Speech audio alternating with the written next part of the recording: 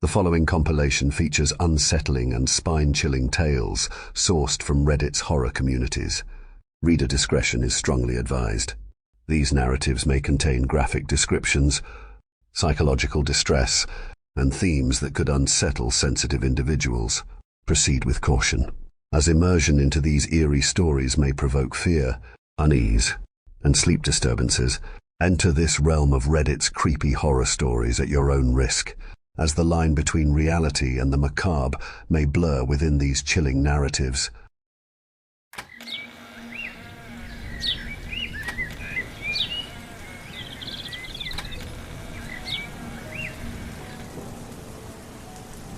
I sat in our dark bedroom, the computer screen glaring with a harsh white light. A banner flashed before my eyes. Seek wisdom by understanding yourself. Chloe, check this out. I called over my shoulder to my girlfriend playing The Sims on her laptop. She glanced up, her brow furrowing in confusion before giving me a bemused look. "What the hell are you looking at?" she asked. "It's some cult," I replied. Unable to hide my fascination, I fell down a rabbit hole and found this local place downtown. It's a derivative of Aleister Crowley and Golden Dawn bullshit. I pointed to the Google Street View image of a dilapidated storefront in an ethnic shopping center. She smirked, a hint of amusement in her eyes. "I never pegged you as the religious type." "Check this out," I continued, clicking through the site. "They have some photos." We spent some time going through the albums celebrating various solstices. Most were taken in an odd room with black and white checkered floors, adorned with Egyptian pseudo-artifacts, bathed in the glow of red and purple lights that transformed the scene into a surreal dreamscape. The people certainly had an alternative vibe. Tattoos were plentiful, but other than that, they looked like they came from all different walks of life. Many of them looked like they had their fair share of bullying in high school, no shortage of that. But most of them looked relatively normal aside from the occasional piercing. One photograph in particular caught my eye. A woman sitting in a bright red room, Saturday on an altar, holding a staff in her right hand, wearing nothing.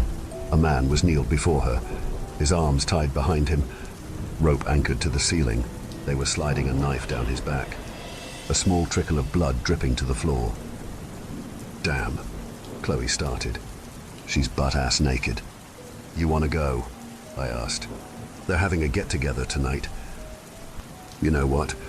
Fuck it. Why not? It's not like we're doing anything," she replied. "Good." I smiled, standing up, because I already ordered an Uber. She sighed before opening a drawer and pulling out a small pipe. "I'll go, but I'm not going sober." It was a cold, shitty Seattle winter night. We got dropped off in the parking lot and spent a few minutes looking for the storefront. We finally found it next to a dog groomer and faux restaurant with some pun for the name I can't seem to remember. We entered the shop, which consisted of two narrow aisles separated by wood shelves barely big enough for me to fit down. We spent some time looking at the various items, my attention diverting to a vial of elk blood. I remember wondering if they were even allowed to sell this without some type of medical certification. They definitely did not have, while Chloe shuffled through a bowl of mix and match crystals. "Can I help you?" I heard a woman say from the back as she emerged from a beaded curtain. She was a short, overweight woman wearing what I could only describe as a sports bra and hula skirt. "Hi, I stuttered. "I'm George and this is Chloe. We're here for the winter solstice celebration." "Oh, goody. Newcomers," she said with an out-of-place, overjoyed expression as she clapped her hands. Chloe and I laughed nervously. "The door is in the back, but you can come through here just this time," she said with a smile, arm holding the beaded curtain open. We walked through a dark hallway, somehow more cramped than the shop, into a rather large room. A gaggle of people were huddled in the back, which Chloe and I quietly shuffled into. A bearded man paraded around the room, white robes and red headdress cascading into a cloak, knuckles adorned with several large rings gripping a spear, held vertically in front of him. Behind him, another bald man, white robes and yellow cloak, followed behind, white sleeves crossed over his chest. I glanced at Chloe's bloodshot eyes, THC clearly flowing through her system. I gave her a knowing look, as if to say, having fun yet? She returned a slow smile. Without warning, the entire crowd clapped their hands together over their heads as a woman in blue robes walked past, waving a censer leaking white smoke. We awkwardly followed to match the group. The blue curtains on the back wall opened to reveal an older Asian woman sitting perched on the altar I saw in the photos. Again, completely naked. And before you ask, no, she wasn't attractive. It's never the ones you hope it is. The red-robed man kneeled down and softly kissed her knees. I glanced back at Chloe. Her smile was so big, I was afraid she was going to laugh at any moment. I pinched her on the side and whispered into her ear, do not fucking laugh. Honestly, I think I just made it worse. Her face turned beet red as she bit her cheeks. The ritual went on for another half hour or so. They must have said, do what thou wilt shall be the whole of the law, at least a dozen times. We were getting kind of bored and were ready to leave before the woman in the blue robes wandered in with a caged chicken. No fucking way, I thought. Surely enough, the man in the yellow robes held the chicken high in the air, before slitting its throat and draining blood into a large metallic basin. The man winced as the chicken flailed violently, scratching up his arms, before eventually succumbing to blood loss. One by one, each person there stood between a white and black pillar, saying love and intention in Greek, before eating a piece of something, taking a sip of blood, and saying, there is no part of me that is not of the gods. Chloe and I hung back, and politely declined when our turn came. Once all was said and done, they busted out some alcohol and started celebrating. We slipped out into the street, bursting out laughing. After we finally collected ourselves, Chloe whipped out her phone and showed me she took dozens of pictures of the ritual. We laughed our asses off the entire way home. First thing she did was open her laptop and post the pictures on Twitter, tagging the lodge with the caption, "Me and the boys chilling right now." We returned to the usual rhythm of our lives. I went to work, conducting meetings and answering emails, while Chloe went back to her classes. A few days later, Chloe checked her Twitter and saw that she had gained a few thousand likes. The whole ordeal became a running joke between us. I would eat fruit snacks and sip on my soda, saying, there is no part of me that is not of the gods. A few weeks later, we had mostly forgotten about it, except for the occasional recounting as a funny story to regale our friends. One night, while Chloe and I were spending our evening the usual way with me on the computer and her on her laptop, I felt her furiously tap my shoulder while staring wide-eyed at the window. Confused, I took my headphones off and walked over, pulling back the curtain to reveal 6 people standing in black robes and animal masks watching us from the hillside. What do we do? Should I call the cops? Chloe whimpered. No, they're just a bunch of larpers. They're not going to do shit, just trying to scare us, I said angrily, as I closed the blinds and hopped back on my computer. Chloe sat there for a few minutes in a tense pose with her arms folded together. She went to double-check the door was locked, before we continued our night as normal. The next day I got a text from Chloe, frantically telling me to come home immediately. When I arrived, there was a squad car parked outside our building. I ran up the stairs to see 2 officers standing by Chloe in the doorway. I nearly shouted, asking what was going on. They lead me inside to show me a massive black symbol drawn on our wall, a 6-pointed star made from one continuous line. We finished our police report and they told us they'd get back to us if they find anything. I've been robbed often enough to know that means they're going to forget about this before they've even gotten back into their squad car. Furious, I stormed over to the shop and banged on the window. The hula skirt woman came over and cracked the door open just enough for me to see one of her eyes. What the fuck do you think your little posse is doing? I screamed at her. Breaking into my apartment like that? You all are fucking psychos! I haven't any idea what you're talking about, she said with a sly grin. Oh, yeah, I said, pointing a finger in her face. If anyone tries any shit like that again, I'm going to burn your goddamn shop to the ground. Do you hear me? She looked at the ground, clearly nervous. I have never blown up at a stranger like this, but I could tell my threats were working.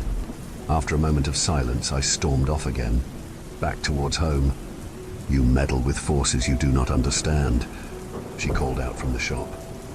I picked up a glass bottle from the sidewalk and chucked it, smashing against her shop window, forcing her to close the door and disappear into the shadows. I'm not particularly proud of how I behaved in this moment, but unless you've had someone break into your home and draw shit on the walls, hold on to your judgment. The next few days passed without so much as a peep from them.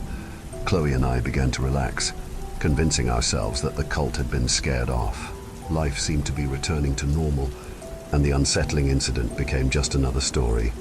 One afternoon at work, my phone buzzed.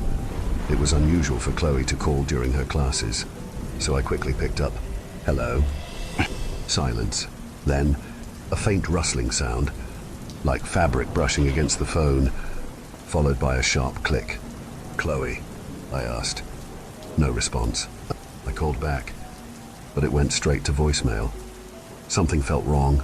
I texted her, "Hey, just got a call from you. Everything okay?" Minutes turned into hours with no reply. She never ignored my messages. My discomfort grew with every passing minute. As the workday neared its end, I couldn't focus anymore. I told my boss there was an emergency and rushed out. As I pulled into our apartment complex, my heart sank at the sight of Chloe's bag on the ground, its contents strewn everywhere. Panic surged through me as I slammed the car door and rushed over. I screamed her name, hoping she was nearby. All down the sidewalk was her makeup, wallet, keys, and phone. With trembling hands, I quickly dialed 911. My voice was shaking as I explained the situation. The dispatcher, in a dismissive tone, asked if she might be with family or friends, seemingly unconvinced. I felt like crying. My whole world has been stolen from me, and my only lifeline is being less than useless. After several minutes of arguing and clarification, she finally let me know a car was on the way before I hung up on her mid-sentence. With tears now running down my face, I slowly collected her belongings and put them back into her bag. Every item gave me visions of her. The concealer she put on in the morning, the hairbrush she always used in the car, the lavender essential oil she put on her pillow. I sat on the grass in a stupor for I don't know how long before I looked up to see two cops wander over to me. I explained everything. The shop, the cult, the symbols for which I still had an open police report. "Is this some kind of joke?" one asked. "No," I said as I looked up at him confused. "Why would this be a joke? She's missing. She's probably scared right now. Why won't you do anything?" "Look," one of them sighed. "We get calls like this a lot. She's not a minor, and she hasn't been gone that long. She might just be staying with a friend. If she doesn't show up in the next few days, give us a call and we'll take a look. Until then, just sit tight." I didn't respond. I just stared at the blades of grass, even as they got back in their car and drove off. I was completely and totally broken. These freaks clearly wanted us dead for mocking them, and they had the numbers to make that happen. I pulled out my phone and looked at the post with the photos Chloe had taken of the ritual. Desperate for someone to take this seriously, I started recording a video. With puffy red eyes and a shaky voice, I let it all out. I don't remember everything I said or the order I said it in, but by the end, the video was 17 minutes and 36 seconds long. I hit reply and sat on the grass until nightfall. I moved through the next day like a ghost. I didn't even bother calling out sick to work. That afternoon, I heard a knock on the door, expecting it to be my landlord bitching about our trash cans again. I opened it to find a different face greeting me, one I never wanted to see for the rest of my life. Two massive hands slammed into my chest, sending me tumbling over a bar stool. A large man with a shaved head, wearing a wife-beater and gold chain, walked in. Tim, more commonly known as Little Timmy, was anything but. Last time I heard of him, he was stealing cars from dealerships and using them to run guns down to Mexico. Given that he was now in my apartment, I'm guessing most of the felonies he was charged with didn't stick. "Where the hell is my sister?" "Little man, he said as he loomed over me. I don't know.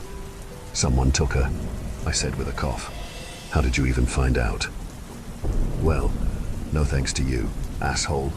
Not even a call to her family. He punched me in the gut. I was in a lot of pain, but I had to admit he was right. I should have told them, but I think I was in too much of a stupor to even think straight. You were supposed to be keeping her safe, he said as he kneeled down and grabbed me by the collar.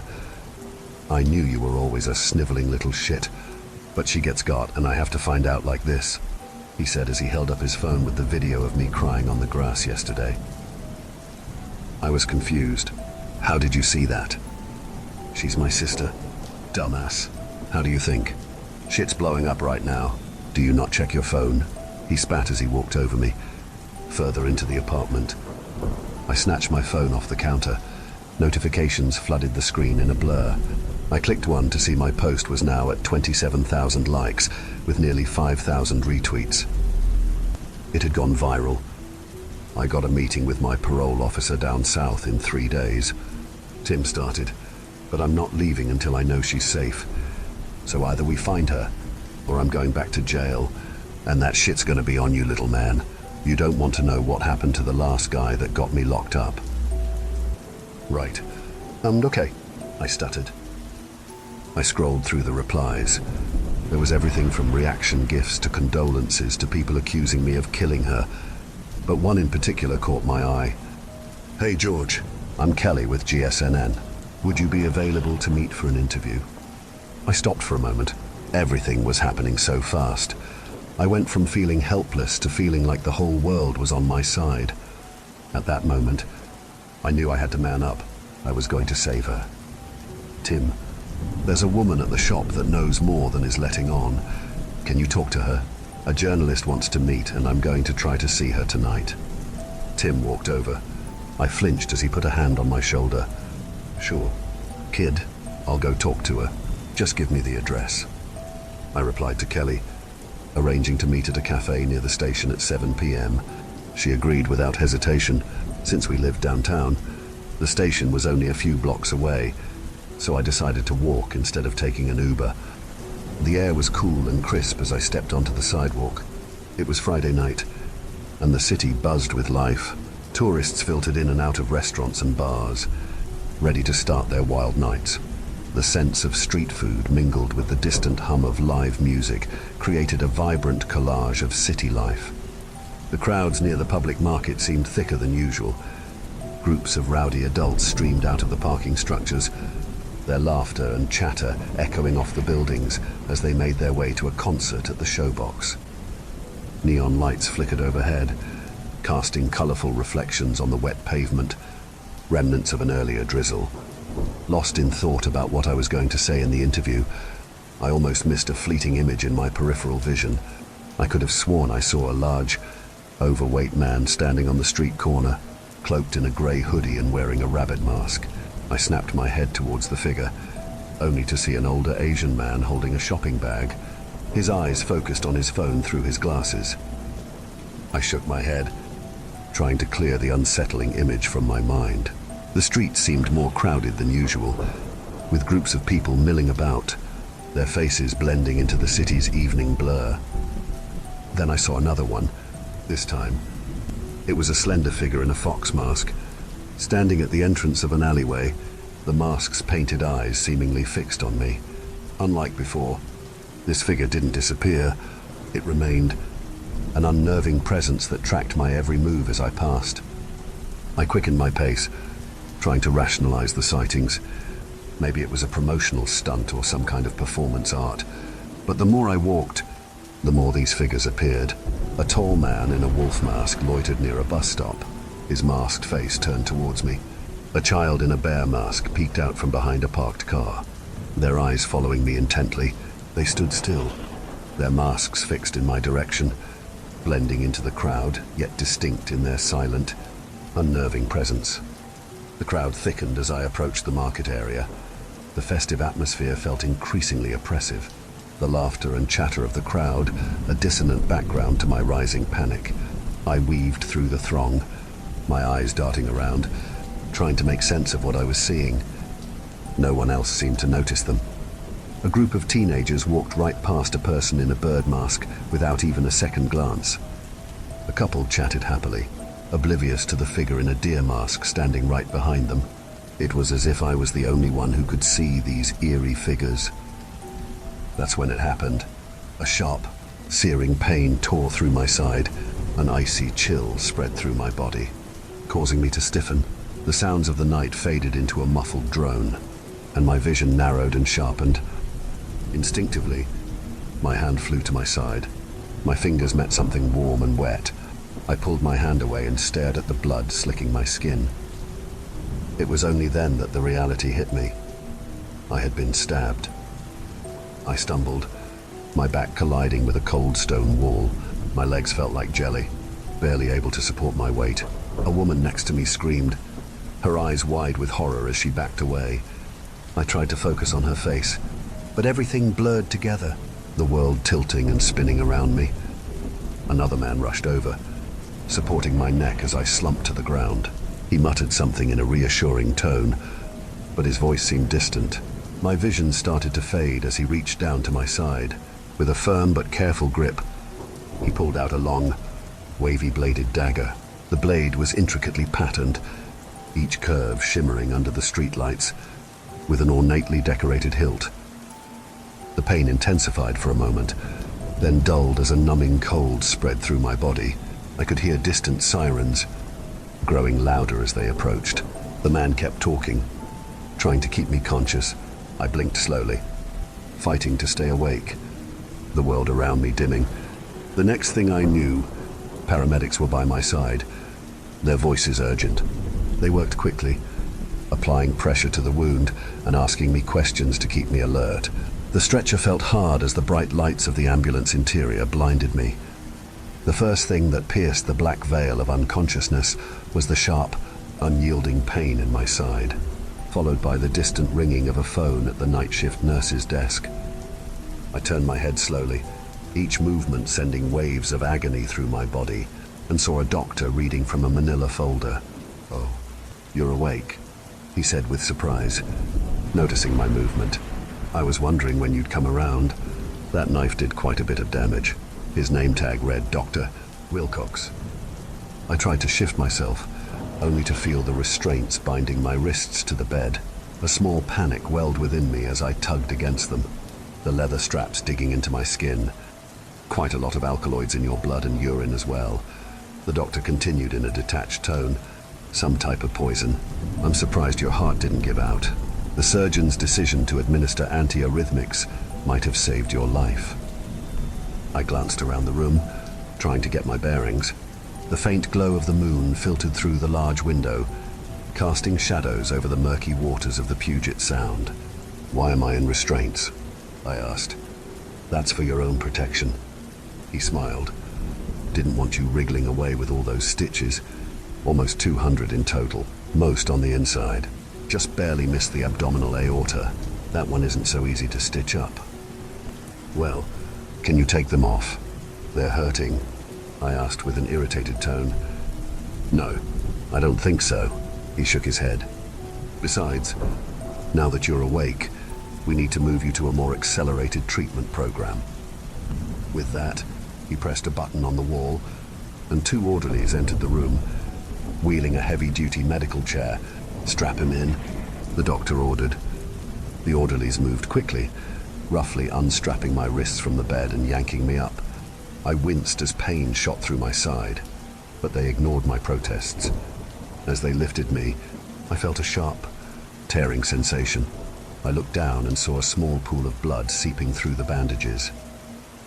Wait, I think one of my stitches ripped," I said, my voice trembling from pain. The doctor glanced at the blood, his expression unchanged.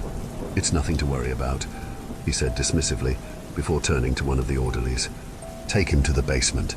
Oh, and be sure to use the service elevator."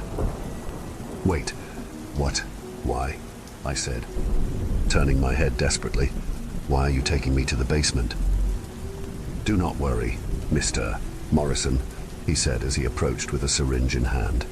Grabbing my arm, He quickly inserted the needle and injected me with a milky white substance. "This will help you relax." Almost immediately, a heavy drowsiness began to wash over me. The sounds around me started to blur. My limbs felt heavy, and my eyelids drooped despite my efforts to stay alert. The lights of the ceiling passed over me in a blur, like headlights from cars on a rainy night. The walls appeared in sickly shades of green and yellow, the scent of cheap antiseptic failing to mask the odors of death and decay. Sweat pooled on my skin as my neck rolled uncontrollably, my eyes struggling to focus on any object whirling by. At the end of the hallway, I saw the doors to the service elevator, a double-wide metal contraption mottled with splotches of rust. It approached slower than our pace should have allowed, and I distinctly remember the sensation as if I were being fed into the mouth of some great beast. As we accelerated down the hallway, a nurse appeared from around the corner, standing directly in our path. The wheelchair screeched to a halt, and I would have fallen to the floor if not for the straps anchoring me down. Their conversation was mostly muffled as I tried to steady my head enough to look directly at the woman arguing with the orderlies. After a tense moment, the two orderlies reluctantly walked away as she took control of the chair and turned down another hallway. Away from the elevator, leaning down, her breath cool on my ear, she whispered, "We are in more danger than you could possibly imagine." We abruptly stopped again before she wheeled me backwards into a small room. "We need to get you changed," she said, as she grabbed some scrubs from off a shelf and began undressing me. "Can you stand?" I felt drool dribble down my chin as I asked who she was. "Kelly, from GSNN. I don't have time to explain right now. I just need to know if you can walk." I tried to say no, but only managed to blow a spit bubble out of my foaming mouth. "Shit." "Okay," she replied as she finished dressing me. "Put your arm over me," she said, as she hoisted me out of my chair. We re-entered the hallway, thankfully empty, the silence amplifying my ragged breaths. Each step was a monumental effort, my focus narrowing to the simple act of placing one foot in front of the other as Kelly supported my weight. Somehow, we reached the elevators. Kelly pressed the button, her eyes darting around nervously. Footsteps echoed up the hallway, growing louder. She quickly turned me to face away, just as two doctors strolled past, too engrossed in argument for them to notice us. The elevator dinged and opened. Two male nurses inside stopped mid-conversation to stare at us.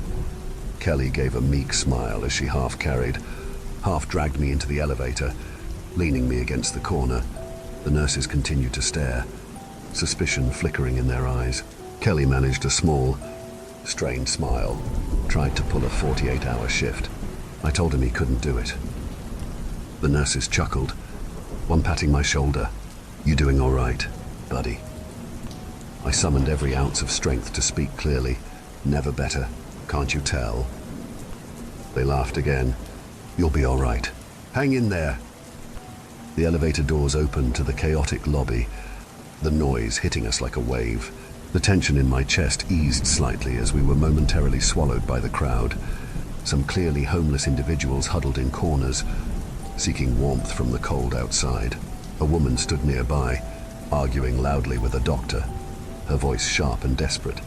Families milled about, their faces etched with worry, while children with broken arms and bandaged heads clung to their parents. Kelly hoisted me up again, the strain evident in her muscles. She guided me to a chair amidst the chaos, her eyes darting around, taking in every detail. At the center of the lobby sat a security desk with two guards, their eyes intermittently scanning the area, looking bored and indifferent to the surrounding commotion. Kelly quickly made a call on her cell phone. "Front entrance, now." As she spoke, her gaze never stopped moving, constantly on alert for any sign of danger. The lobby's frenetic energy surrounded us, but for a moment, we were just another part of the hospital's endless flow of people.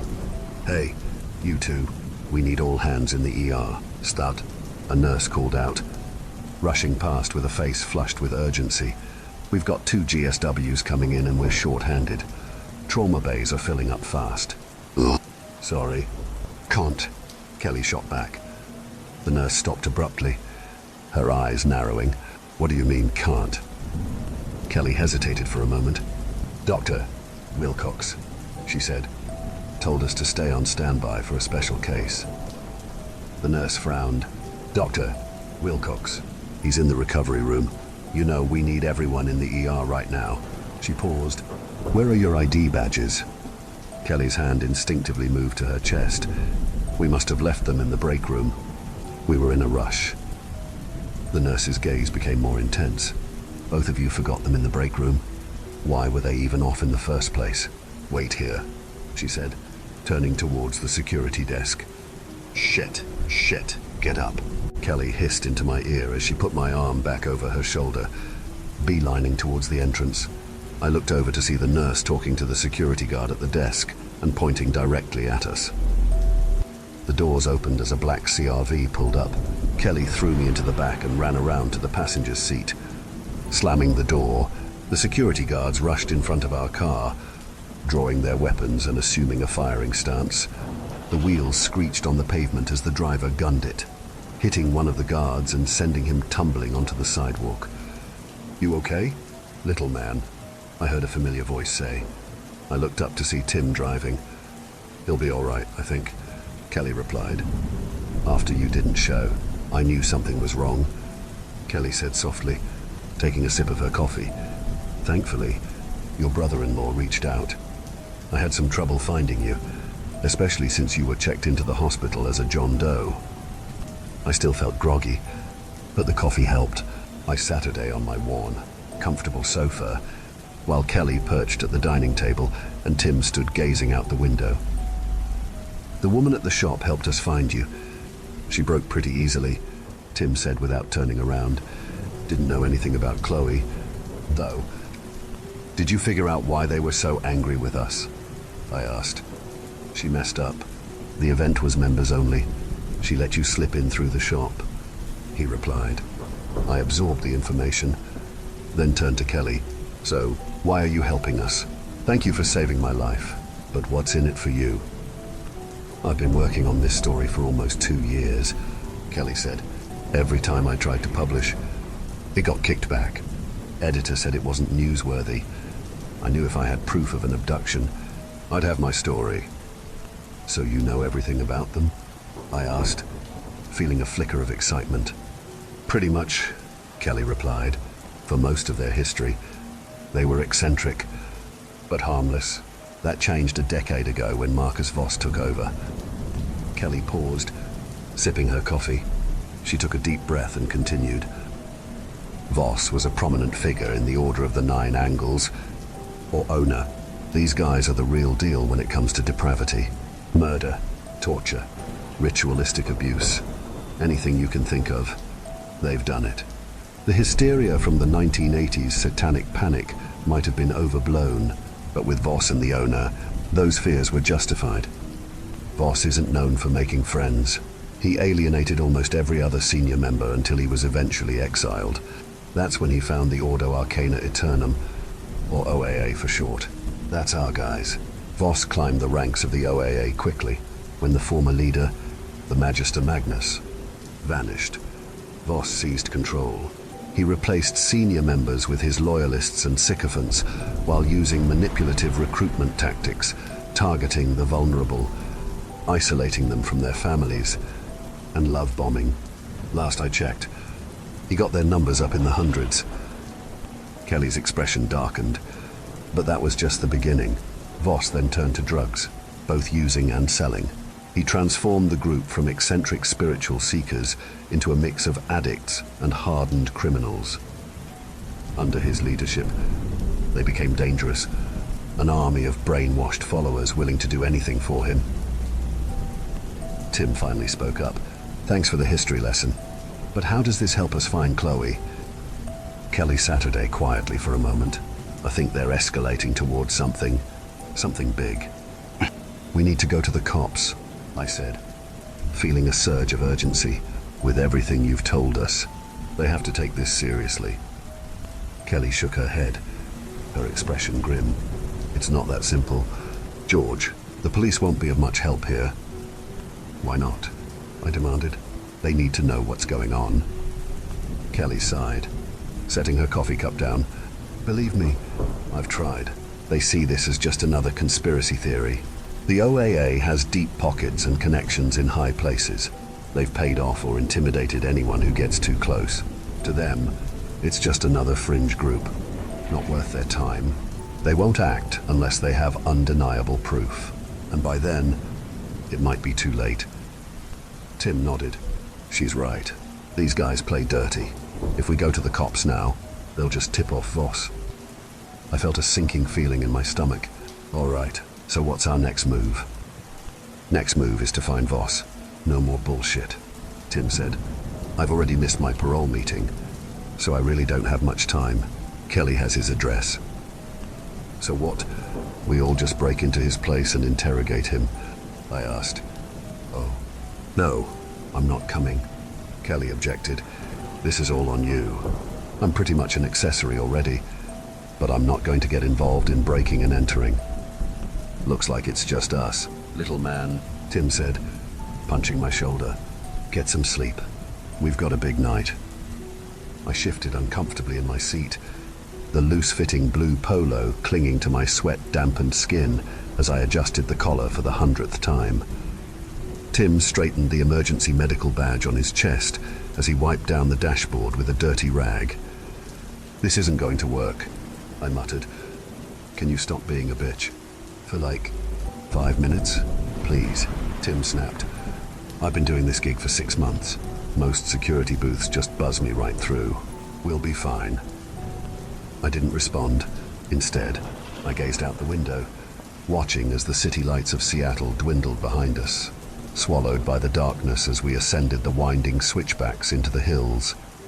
The view was almost beautiful enough to distract me from the weight of what we were about to do. Each turn of the road felt like a step closer to our doom.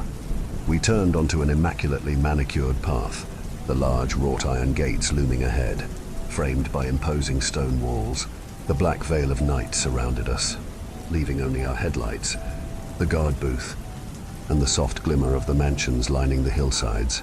My heart pounded in my chest as I saw an old man in the booth straighten up, set aside whatever he was eating, and approach the window. Tim waved and pointed to the logo on his shirt, Imperial Medical Services. He slowed the car to a crawl, his confidence seeming unshakable. The old man stood at the window watching us as Tim slowly rolled by, expecting the gate to open. Instead, the guard held his hand up, signaling us to stop. Fuck, Tim whispered under his breath, his facade cracking ever so slightly. The guard motioned to roll down the window. Evening. Gentlemen, delivery slip and IDs, please. Sure. 1 second, Tim said, his voice unnaturally calm. He reached into the glove box, and I caught a glimpse of IDs from at least 4 different states, all with different names but each featuring Tim's face. He picked one and handed it over along with the papers. And your friend there? The guard asked, his gaze shifting to me. He's undocumented, doesn't have ID, Tim replied smoothly. Right, 1 minute, the guard said as he stepped back into the booth. The minutes stretched agonizingly as he examined the ID and spoke on the phone, casting occasional glances our way. Tim's eyes were glued forward, his fingers drumming a nervous rhythm on the steering wheel. Sorry, gentlemen, the guard finally called out. Without 2 IDs, I can't let you through. Are you joking? Tim shouted. I'm supposed to believe this is the only housing community on the West Coast that doesn't have undocumented workers. The guard's eyes narrowed. Not ones that show up at 11 o'clock at night. Now leave before I involve the authorities. Tim let out a defeated sigh.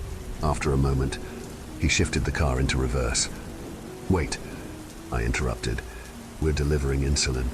Our paperwork shows that he ran out of it today. He could be having a medical emergency. The guard looked at me, his expression momentarily shocked. If that's the case, then we should call an ambulance. Why do you think we're here? Tim interjected. You think they call an ambulance every time someone is low on insulin? We make short notice deliveries at least 3 times a week. Given how remote this place is, it'll probably be over an hour until a city ambulance gets out here. So, they're expecting you. I'll just give them a quick call, he said as he turned back to his phone. I glanced at Tim with wide eyes, and I noticed his hand on a pistol hidden in his waistband. I closed my eyes and laid my head back against the headrest, the only sound being the ringing of the speakerphone from inside the guard's booth and the pounding of blood in my ears. After a few moments, the speaker clicked, asking the guard to leave a voicemail. He could have passed out. We need to get him his shots, please, Tim pleaded. Right. The old man stuttered. I want you to drive straight there. If I don't see you back out here in 30 minutes, I'm phoning the police. Thank you, sir, I said, trying to muster a convincing smile. He moved to push the gate release button, but paused. His suspicion rekindled. Wait, why don't you have an accent? A lump formed in my throat with my mind racing for an answer. Without missing a beat, Tim cut in. Wow, man, really? Why does he have to have an accent? The guard's face reddened. Oh, sorry, really sorry. My apologies. He fumbled with the controls, and the gate creaked open. We pulled forward, the tension in the car not easing until we were well past the gate and into the dark, winding streets. You really should have had an accent, Tim muttered, breaking the silence. What was I supposed to do? Start speaking in broken English? I snapped back. I mean, it wouldn't have hurt. He shrugged.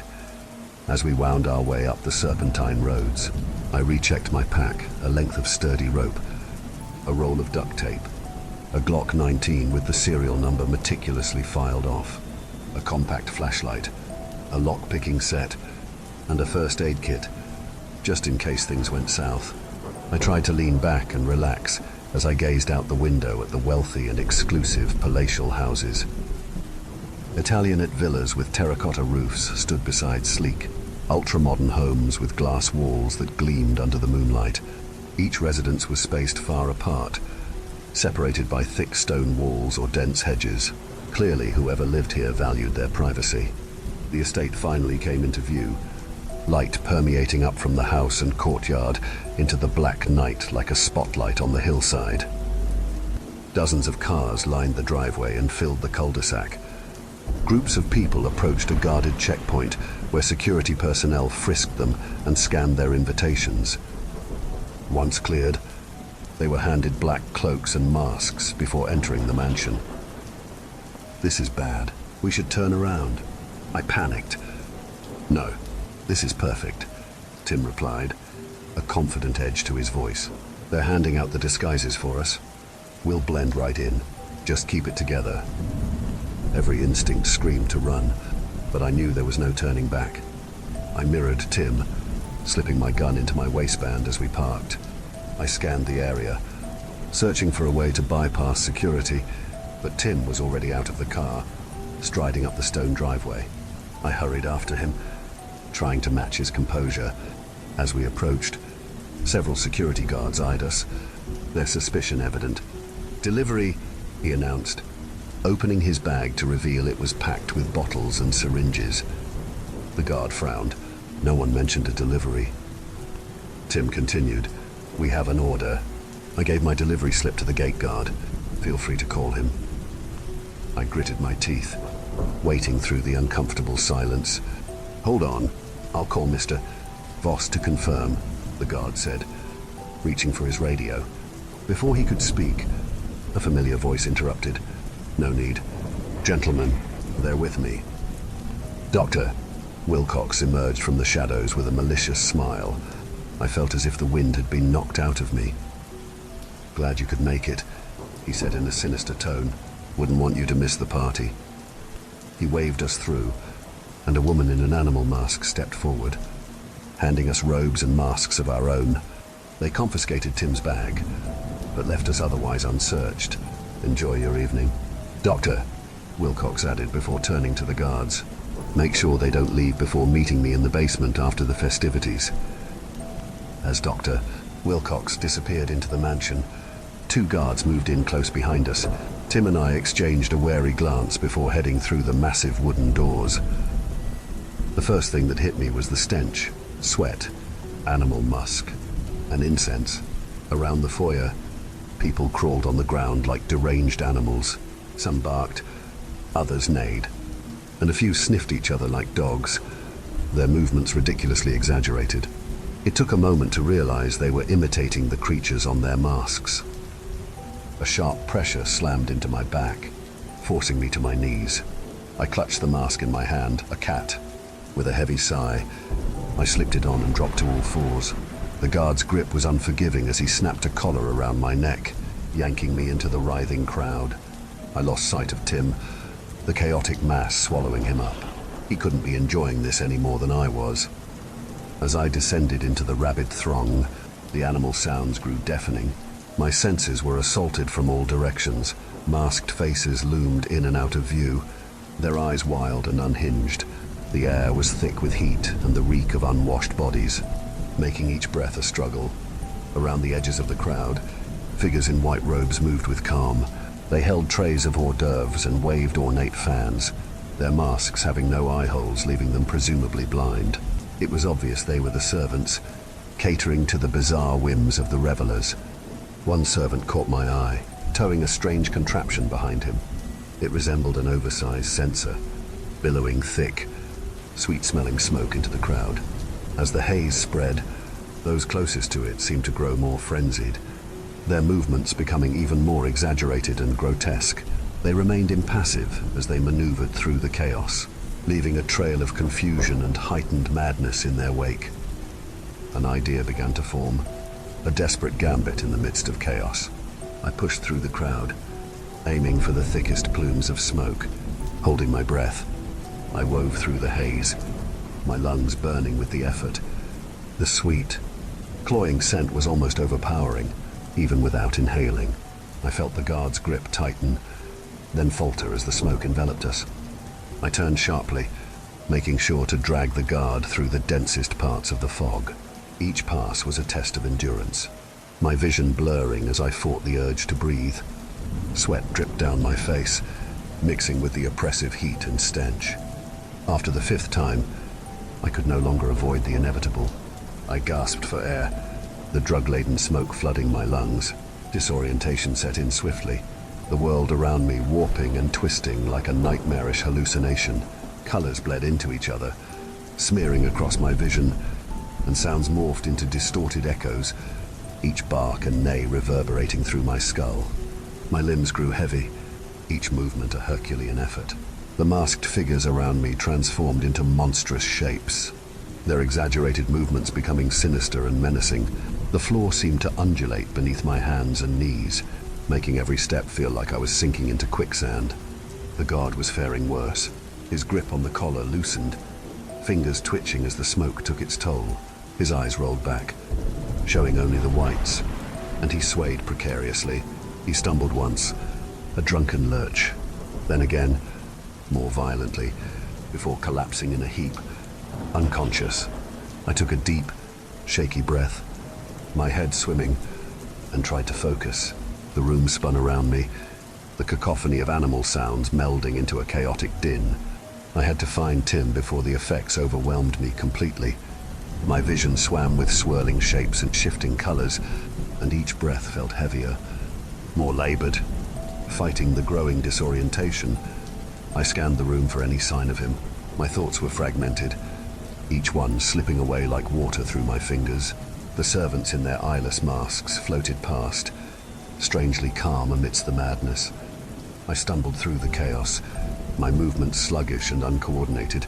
Each step was a battle against the disorienting haze and the oppressive heat that seemed to press down on me from all sides. Somehow, I managed to push through the mass of bodies, finding a door that led outside. The cool night air was a shock to my system. I collapsed to my knees, gulping in the fresh air, my head spinning. After a few moments, I forced myself to stand, my legs trembling beneath me. I moved along the edge of the building. Then, I saw him. Tim was leaning against a wall, his face pale and strained. The tension eased slightly as I staggered towards him. He looked up with his eyes equally relieved. "George," he rasped. "You okay?" "Ugh." "Yeah," I panted, trying to steady my breath. "Barely.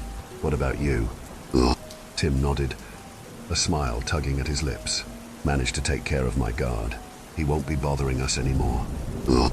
We need to get out of here, I said, glancing around the deserted grounds. Before Tim could respond, a shadow moved at the edge of my vision. I spun around to see a figure standing right beside us, a servant in a white robe, their face hidden behind a mask, stood motionless, holding a tray of hors d'oeuvre. Jesus, Tim muttered, his hand twitching towards his waistband. Wait, I said. We took a cautious step forward, and the servant remained still, their silence unnerving. I felt a flicker of recognition, but couldn't place it. Slowly, I reached out and pulled off the mask. What I saw made my stomach lurch. It was the shopkeeper from earlier, but her eyes had been gouged out, and her mouth was stitched shut. Blood crusted around the crude stitches, and her empty eye socket stared blankly ahead. Tim recoiled. What the hell? Escaped his lips. The shopkeeper's chest heaved with shallow breaths, letting out a soft, pained moan barely audible above the discord emanating from inside. Oh my God, I stammered. What did they do to her? Ugh. Tim's face hardened. I don't know and I don't care. Let's go. We turned to leave, but the shopkeeper's hand shot out, grabbing my wrist with surprising strength. Her grip was cold and desperate, her head tilting as if trying to communicate. We can't leave her like this, I said, my voice trembling. Tim hesitated, his eyes darting between me and the figure. We don't have a choice. We can't help her. We need to find Chloe and get the hell out. Ugh. The shopkeeper's grip tightened, her breath ragged and wheezing through her nose. I forced myself to look at her, fighting the urge to turn away from the horror. I'm sorry, I whispered, prying her fingers off my wrist. I'm so sorry. Ugh. A low, resonant bell tolled somewhere deep within the mansion, the sound cutting through the night like a funeral knell. The discordant noises from inside suddenly ceased, replaced by a haunting quiet. For a moment, we stood unmoving in the silence. We heard the sound of shifting cloth as we watched through the windows. The revelers unanimously began to stand and filter out towards the backyard. They moved in a trance, like moths to a flame. Tim and I exchanged wary glances before sneaking to the edge of the house, watching the steady stream of black wade into the torchlit labyrinth. At the very back of the yard stood a massive stone sculpture resembling an owl, with a bonfire roaring at its feet. Standing on the platform was a row of servants. One in particular stood out from the rest. I couldn't see her face, I couldn't see her body, but I knew. It was her. It was Chloe. The night air was thick with the cloying scent of incense, mingling with the soft, ominous chants of the others. Each breath felt heavy, tainted with the stench of decay and something ancient, malevolent. My mask stuck uncomfortably to my face, the chill night air dampening the fabric pressed against my skin. Stay close, Tim whispered as we followed the procession into a vast courtyard, open to the night sky. The walls were adorned with ancient symbols and statues that seemed to writhe in the torchlight. My eyes never left Chloe standing near the altar, her posture vacant. There she is, I muttered to Tim before a heavy silence blanketed the courtyard.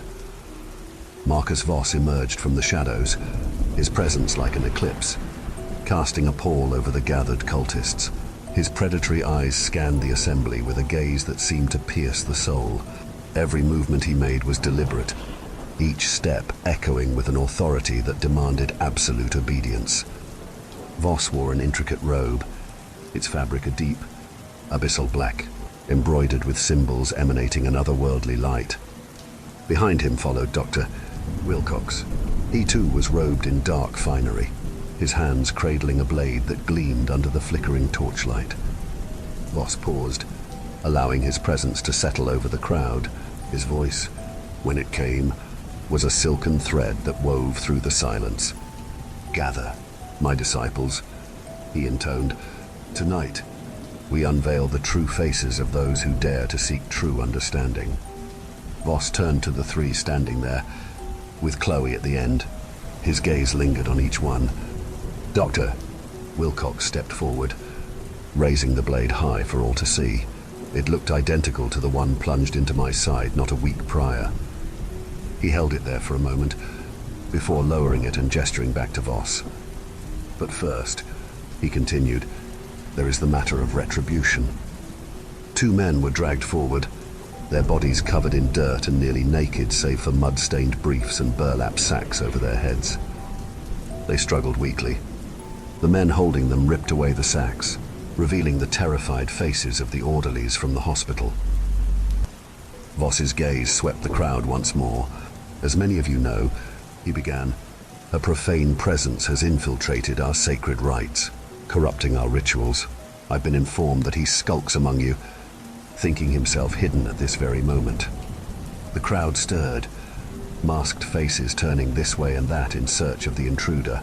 I mimicked their movements, trying to stay hidden. Worry not. Let him be. Let him see our ways, Voss declared. Let him understand. He turned his attention back to the orderlies. These men, he spat, were coerced by another profane. They betrayed our order to save the one who defiled our sanctuary. I ask of you, what should be their punishment? A clamor began amongst the followers. Death rang out from the crowd. Blindness, shouted another. Voss held his hand up as the silence returned. I am nothing if not your servant. But these are punishments for the profane. These men were trusted. It is one thing to violate our order, but it is another to have seen the light and to turn away. Purificatio, a solitary voice emanated from the crowd. Purificatio, Voss repeated with a smile. Is this our final judgment? The men pleaded with Voss, their voices drowned out by the crescendo of voices in the crowd repeating Purificatio. I glanced at Tim, whose eyes were glued on Chloe. Voss held his hand up once more, and once again the silence returned. He announced, the will of the collective is divine, before gesturing to Dr. Wilcox. The orderlies' pleas grew more desperate, imbued with fear and sorrow that only fueled the fervor of the crowd. The men were dragged, kicking and screaming, towards the giant bonfire at the foot of the colossal owl statue, its eyes gleaming in the firelight. As we positioned ourselves towards the front of the crowd, I took in the stage with renewed clarity. The statue's base was hollowed into an oven, its edges licked by relentless flames. Smoke spiraled upwards, drawn through the statue's hollow core, escaping from the glowing eye holes of the owl, as if brooding over the scene below. The flames roared hungrily, their heat sweltering even from a distance. The men's screams grew louder, their faces contorted with sheer terror as they were forced closer to the inferno. Their skin glistened with sweat, their eyes wide with the primal fear of impending death. They struggled against their captors, but the grips that held them were unyielding, eyes alight with fanatic zeal. With a final shove, the men were cast into the roaring bonfire. Their initial screams pierced the night, high and shrill, a horrifying symphony of agony. The intense heat quickly blistered their skin, causing it to bubble and peel away, revealing raw, sensitive nerves. Their bodies convulsed, muscles contracting violently into contorted shapes. The flames, voracious and unrelenting, licked at their flesh, the crackling sound of burning skin mingling with their cries. The smell of burning flesh and hair filled the air. As the fire intensified, the men's skin charred and blackened, turning to ash in some places, while other parts still writhed in agony. The flames reached higher, consuming clothing and flesh alike, leaving behind smoldering, skeletal remains. The horrifying sight was punctuated by the popping and sizzling sounds of fat and muscle burning away. Their screams, once loud and piercing, turned into guttural moans as the flames ravaged them. Each breath drew in searing heat, causing their throats and lungs to blister and burn from within. Their movements became slower, more spasmodic, as their bodies succumbed to the overwhelming heat and pain. The crowd stood transfixed, their eyes reflecting the hellish glow of the bonfire. The chants of purification had ceased, replaced by an awed silence. The statue's stone gaze seemed to judge the proceedings with approval. As the men's bodies were reduced to smoldering husks, their final moments of suffering faded into the night, until only the crackling of the fire remained. Voss stepped forward, his face illuminated by the dying flames. Mourn for them not. Their souls have been cleaned. They reside beside Nuit now. Now, ladies and gentlemen, he paused. It is time for the main event. Voss's commanding presence intensified as he extended a hand towards the first masked initiate. A figure almost trembling with palpable dread. Step forward, he directed in a tone that brooked no argument. The initiate, in a bid to hide his unease, mustered what semblance of composure he could. From beneath his cloth, Voss unveiled a heart-shaped stone. This, Voss declared with gravity, is the heart of Nyarlathotep. To prove your purification, you must embrace it fully. Do not release until commanded. Tentative yet compelled, the initiate removed his mask and reached out, his fingertips trembling as they made contact with the stone. The moment his grip tightened, his knees buckled under an unseen weight.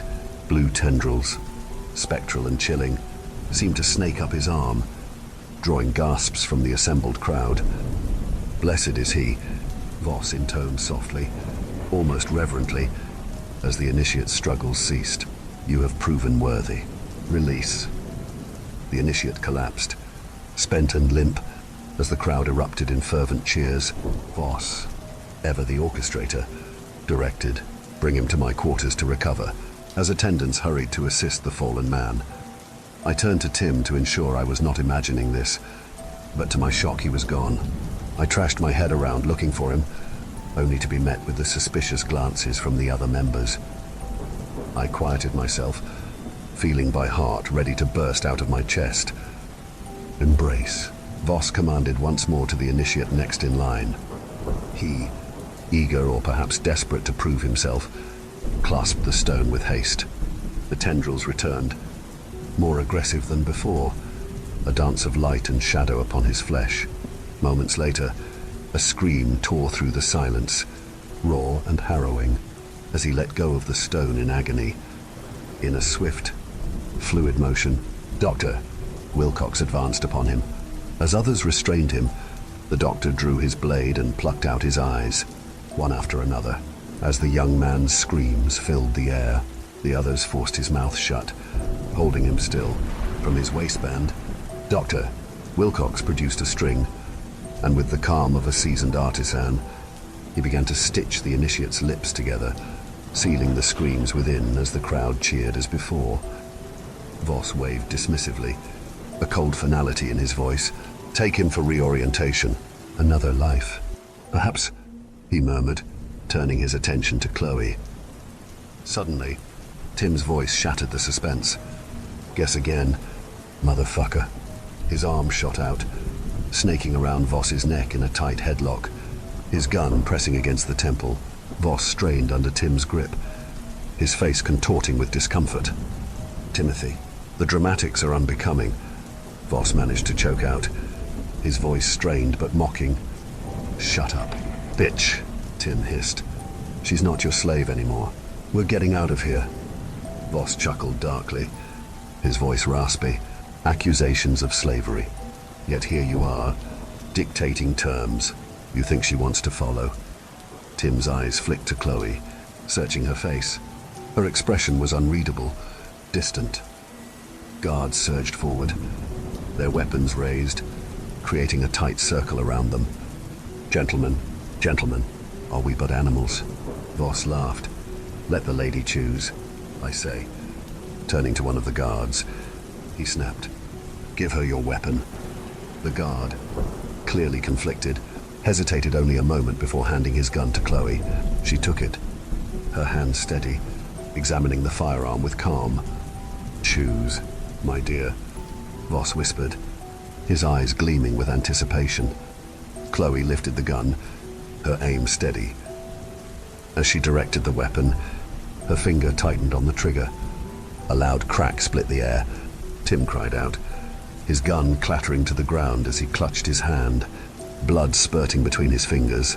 The bullet had torn through his palm, leaving a ragged, gruesome wound. Bone fragments and torn flesh were visible, and blood pooled rapidly on the stage floor. His face contorted in agony as shock and betrayal flashed in his eyes. Voss's gaze softened as he turned to Chloe, his voice dropping to a whisper. "My dear, their desperation only tightens our bond, doesn't it?" The words made my stomach churn. "By the way, that's the one," Voss declared, his finger unmistakably pointing at me amidst the throng, sticks out like a sore thumb. "Bring the three of them to my quarters. The other initiate will have to wait." Shadows moved swiftly around me, their black cloaks blurring into the night. Rough hands grabbed me, binding my arms with rope. From my peripheral vision, I saw Tim on the stage, already being restrained, the assistants fumbling with his ropes due to his mangled hand. Beside Voss, Chloe walked obediently, her steps matching the steady pace set by Dr. Wilcox trailing close behind. The room exuded opulence. An ornate chandelier cast a soft, golden light over rich wood paneling and crimson velvet drapes. Voss sat behind an imposing desk, smoke from his cigar coiling around him like a serpent. Chloe perched beside him, her face unreadable. Tim and I were bound to heavy chairs, the ropes biting into our wrists. Voss's eyes glimmered with amusement. "Gentlemen, your little adventure ends here. But humor me, what did you hope to achieve with this foolishness?" I remained silent, my gaze fixed on Chloe, though she avoided eye contact. I caught a fleeting twitch in her fingers. Nothing to say. Voss chuckled, nodding to Dr. Wilcox. The doctor approached with a tray of instruments. "Perhaps we need to be more persuasive." "That won't be necessary," I said, keeping my voice steady. "We both know there's more at stake here than just us." Voss's eyebrow arched. "Oh, do enlighten me." I allowed a small smile. "You didn't think we would come unprepared, did you?" A flicker of uncertainty crossed Voss's face, quickly masked by contempt. "You're bluffing. You have nothing. Are you willing to bet everything on that?" I challenged. Voss leaned back, studying me. "What do you want?" "Release us. All of us, including Chloe." A bark of laughter escaped Voss. "You're in no position to make demands. Perhaps a demonstration of our methods will loosen your tongue." He gestured to Wilcox. "I wouldn't," I warned. "Not unless you want tonight's events broadcasted to the world." Voss frowned, his eyes narrowing. "Explain, now." I took a deep breath. "I recorded everything. There's a camera hidden in my collar. Every word, every action, it's all on video." Voss's amusement vanished, replaced by cold fury. He gestured to Wilcox, who stepped forward and ripped the tiny device from my collar. "So much for your leverage," Voss sneered, crushing the device under his heel. "You think I'd make it that easy? That wasn't a recorder, Voss. It was a transmitter." The color drained from Voss's face. Beside him, I saw Chloe's eyes widen slightly. "Everything, including you murdering two men in cold blood, has been streaming live. A journalist named Kelly has it all." Silence hung in the air, heavy and suffocating. Voss's face contorted with rage, his knuckles white as he gripped the edge of his desk. "You're lying," he snarled, but doubt had crept into his voice. "Care to take that chance?" I challenged. "Release us now, and maybe we can come to an arrangement before this goes public." Voss's eyes darted between Tim, Chloe, and me, calculating. The tension in the room was palpable, like a coiled spring ready to snap. "Prove your loyalty," he snarled, shoving the ceremonial dagger into her hands. "Kill one of them, now." My heart plummeted as Chloe stood, her face an impenetrable mask. She approached slowly, the dagger glinting in the chandelier's light. Tim struggled against his bonds, but I remained still, my eyes fixed on Chloe's. There was something there, buried deep beneath the surface, a flicker of the woman I knew. "Wait," I shouted, my voice cracking with desperation. "We'll join you, if this is what Chloe wants. Then I want it too. We'll do anything you ask." Voss's eyes gleamed with triumph. Chloe paused before me, raising the dagger. Time seemed to slow, the room holding its breath. She leaned in close, her lips nearly touching my ear. For a moment, I thought I saw a hint of a smile. Then, she whispered, "I never took you for the religious type." In a blur of motion, Chloe spun around, plunging the blade towards Voss's chest.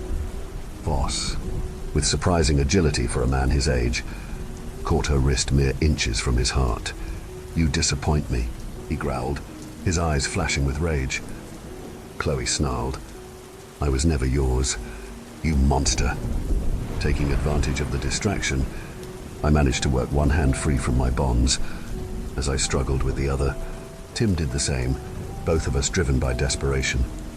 Chloe fought against Voss's grip, her face contorted with effort. "Help me," she shouted, her voice strained. Finally free, Tim and I launched ourselves into the fray. I tackled Voss from behind, trying to break his hold on Chloe, while Tim lunged for Dr. Wilcox, who had been moving towards the door. The room descended into chaos. Voss lashed out with surprising strength, his elbow catching me in the ribs and sending me reeling. Through the mayhem, I caught glimpses of Tim grappling with Wilcox. I grabbed a heavy candlestick from the desk, swinging it at Voss. He ducked, narrowly avoiding the blow, but lost his footing in the process. Chloe seized the moment, wrenching her arm free and reclaiming the dagger. With a fierce cry, she plunged it into Voss's chest. Voss's scream was piercing, filled with pain and disbelief. He stumbled backward, clutching at the dagger protruding from his chest, before collapsing to the floor. As suddenly as it began, everything went still. The only sound was our heavy breathing and Voss's weakening gasps. Voss crumpled to the floor, the unearthly light fading from his eyes. "You don't understand," he gasped, what I was trying to prevent. His final words died on his lips as the last breath left his body. We stood there, panting, surrounded by the wreckage of the confrontation. Chloe's hands were shaking. "I'm so sorry," she whispered, tears welling in her eyes. "I had to play along, to protect you both. I never thought it would go this far." I pulled her into an embrace, feeling her sob against my chest. "It's okay," I murmured. "It's over now." A grunt of pain drew our attention. Tim had Dr. Wilcox pinned against the wall, his uninjured fist raised. The doctor's face was already swollen, blood trickling from his nose and split lip. "Tim, stop," Chloe cried out, but her brother seemed beyond reason, years of pent-up rage pouring out in a relentless assault. Tim's fist connected again and again, each impact punctuated by a sickening thud. Blood sprayed with every blow, splattering across the ornate wallpaper and pooling on the polished floor.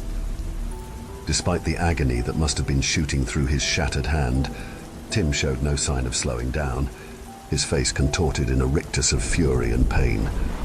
Wilcox's legs buckled, but Tim held him up, unwilling to let his target slip away. The doctor's head lolled, consciousness clearly fading, yet Tim's onslaught continued unabated.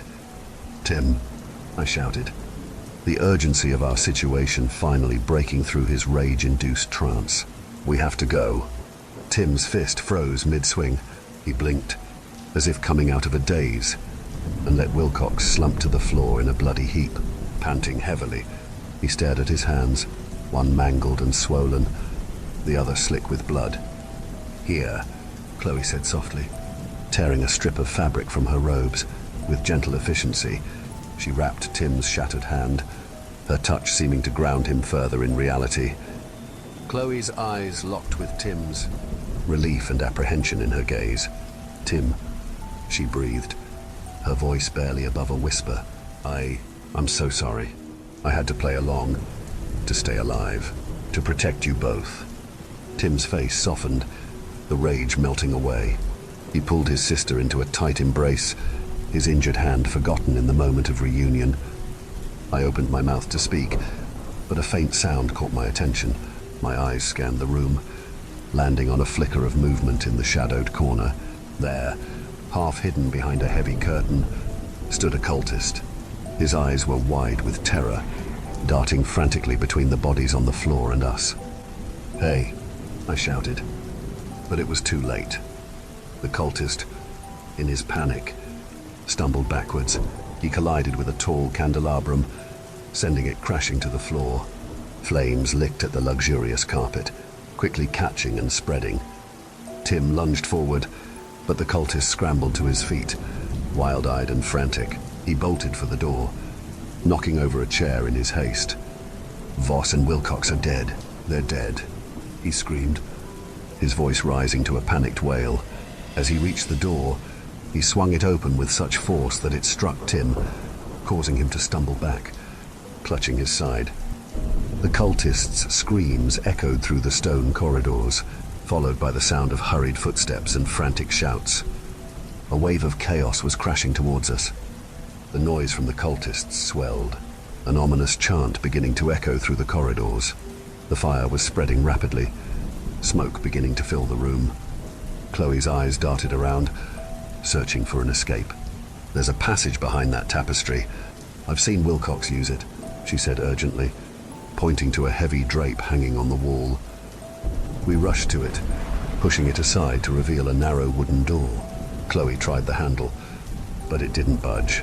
"It's locked," she muttered. Then her eyes lit up. "The key Voss must have." She ran to Voss's body and rifled through his robes. Her hands trembled as she searched, finally discovering a hidden compartment. She pulled out a small, ornate key. As she did, an object fell from Voss's cloak and rolled across the floor, the heart-shaped stone. Without thinking, I snatched it up, wrapping it in a nearby cloth before shoving it into my pocket. Chloe jammed the key into the lock. With a heavy click, the door creaked open. We stumbled inside, the air immediately cooler and damp. I slammed the door shut behind us, catching one last glimpse of the room engulfed in flames. The passage was narrow, the walls almost brushing our shoulders. "This way," Chloe whispered, leading us deeper into the unknown. As we hurried through the twisting corridor, the chaos behind us faded, replaced by the soft drip of water and the occasional scurrying of unseen creatures. Each step echoed in the silence, broken only by our ragged breathing. We passed alcoves filled with forgotten relics, rusted tools, decayed cloth, and crumbling books. The floor became increasingly unstable, loose stones shifting under our feet. Suddenly, Chloe stopped short. Ahead, the passage split into 3 identical corridors, each disappearing into darkness. Strange symbols glowed above each entrance, pulsing with an ominous light. I don't know which way," Chloe admitted, her voice trembling. As we stood there, uncertain, a low, inhuman growl echoed from one of the passages. It was then I realized our escape from one nightmare might have led us straight into another. The tunnel forked before us, 2 gaping maws of darkness stretching into the unknown.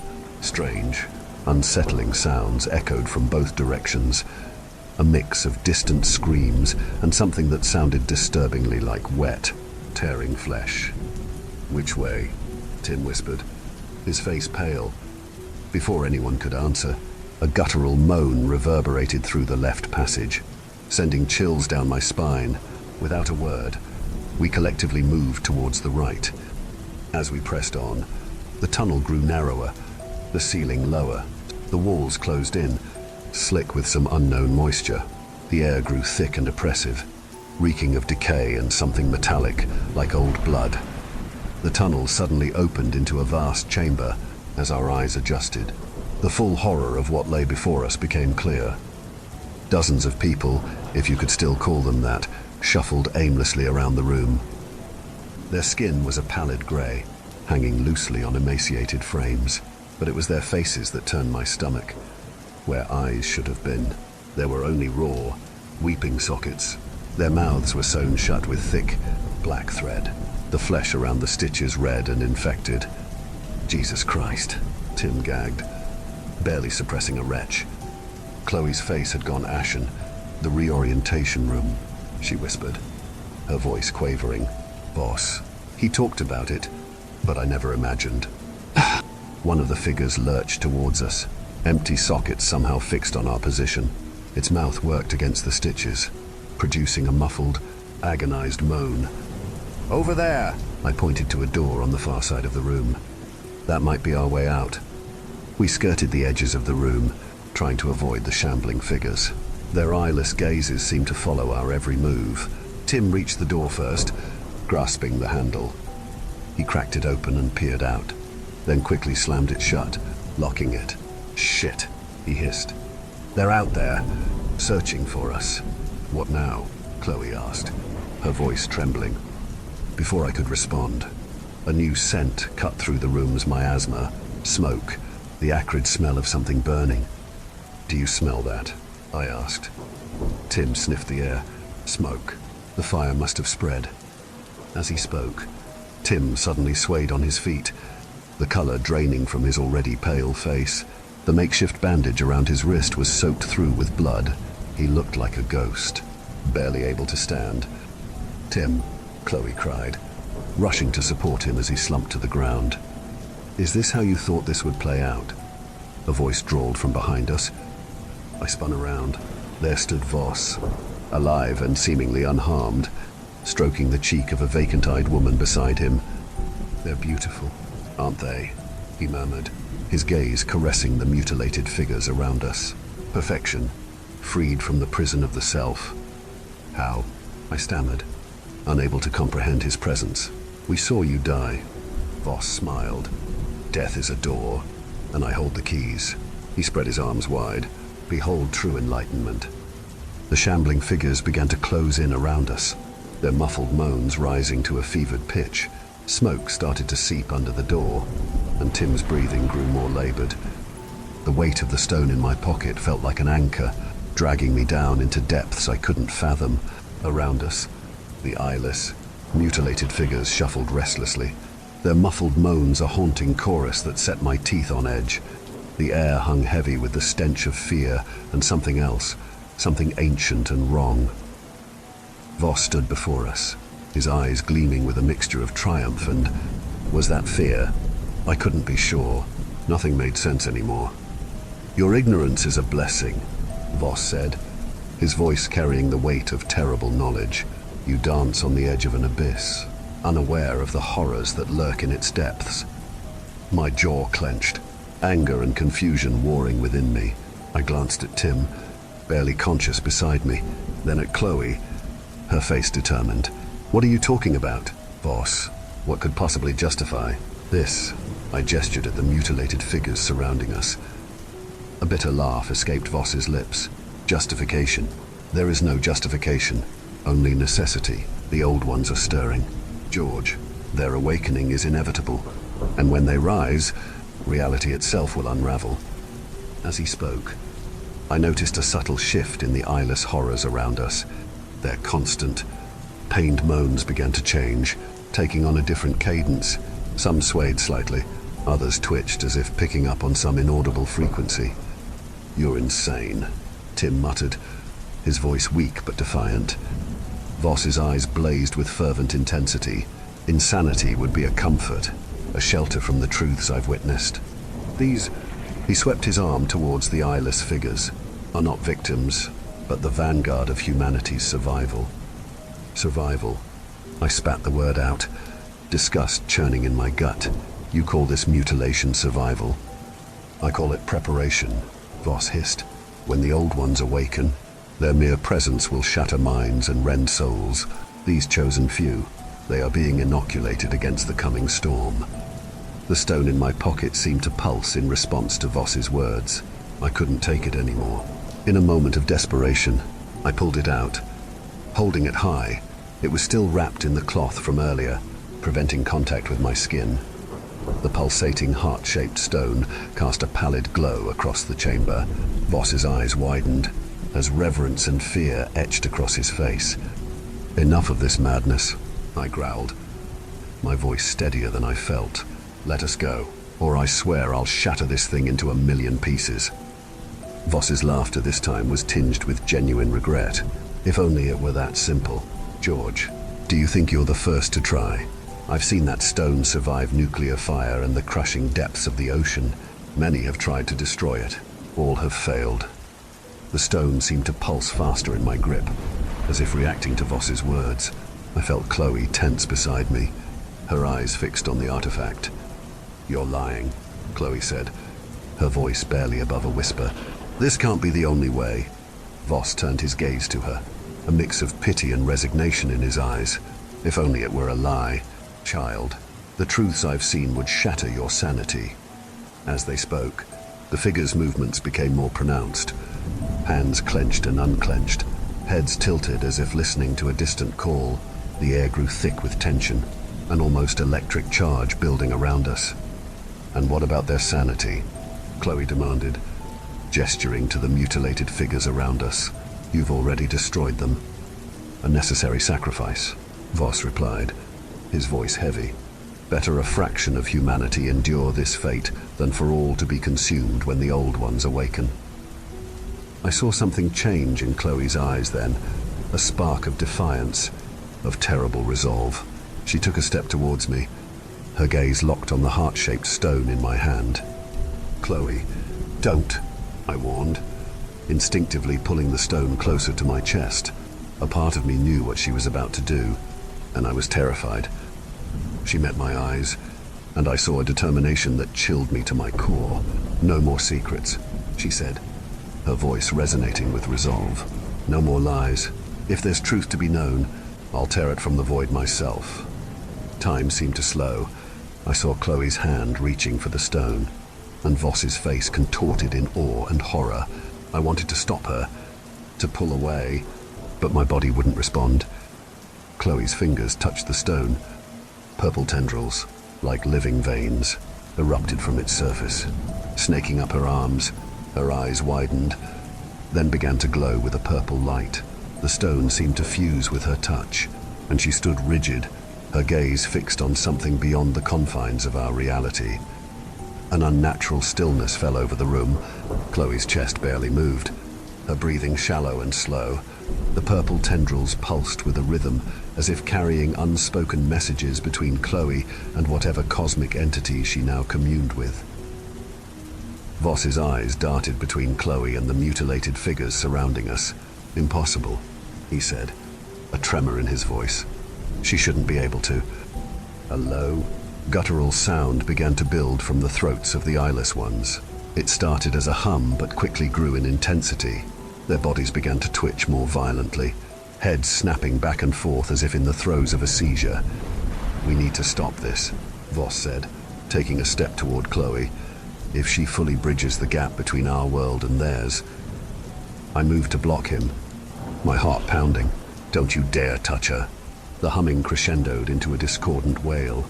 Several of the figures began to claw at their sewn-shut mouths, blood trickling down their chins as they tore at the stitches. Voss's face had gone pale, real fear in the lines of his face. "This can't be happening," he muttered, almost to himself. "The barriers, they're breaking down." I looked back at Chloe. Her eyes, still glowing that unearthly purple, had begun to leak tears of the same color. They trailed down her cheeks like alien rivers, dripping onto the pulsing stone in her grasp. The wailing reached a fever pitch. I clapped my hands over my ears, the sound threatening to split my skull. Through the cacophony, I heard Voss shouting, "We have to sever the connection. If we don't, they'll come through. Don't you understand? They'll devour everything." But before any of us could move, before we could even think of how to stop what was happening, the eyeless figures suddenly fell silent. As one, their ruined faces turned towards Voss. In that moment of terrible quiet, I saw real, absolute terror dawn on Voss's face. "No," he whispered. "Please, no." Then chaos erupted. The nearest figure lunged at Voss with inhuman speed, gnarled hands gripping his robes. Voss's scream pierced the air as more of the mutilated horrors swarmed him, their sewn mouths working against their stitches in a frenzied hunger. I grabbed Tim, supporting his weight as we backed away from the gruesome scene. Chloe remained motionless, locked in her cosmic trance, the purple tendrils pulsing along her arms in an eldritch rhythm. "We have to go," I shouted over the sounds of rending flesh and Voss's agonized screams.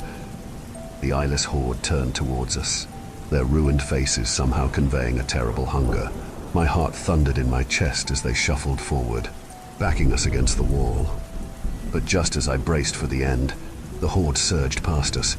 They burst through the door, their muffled shrieks echoing through the mansion, the sounds of chaos, shattering glass, splintering wood, and terrified screams filled the air. "What's happening?" Tim gasped. "I don't know," I replied, my eyes fixed on Chloe's eerily still form. "But we need to get out of here, now." As we moved towards the exit, stepping over Voss's ravaged remains, Chloe suddenly gasped.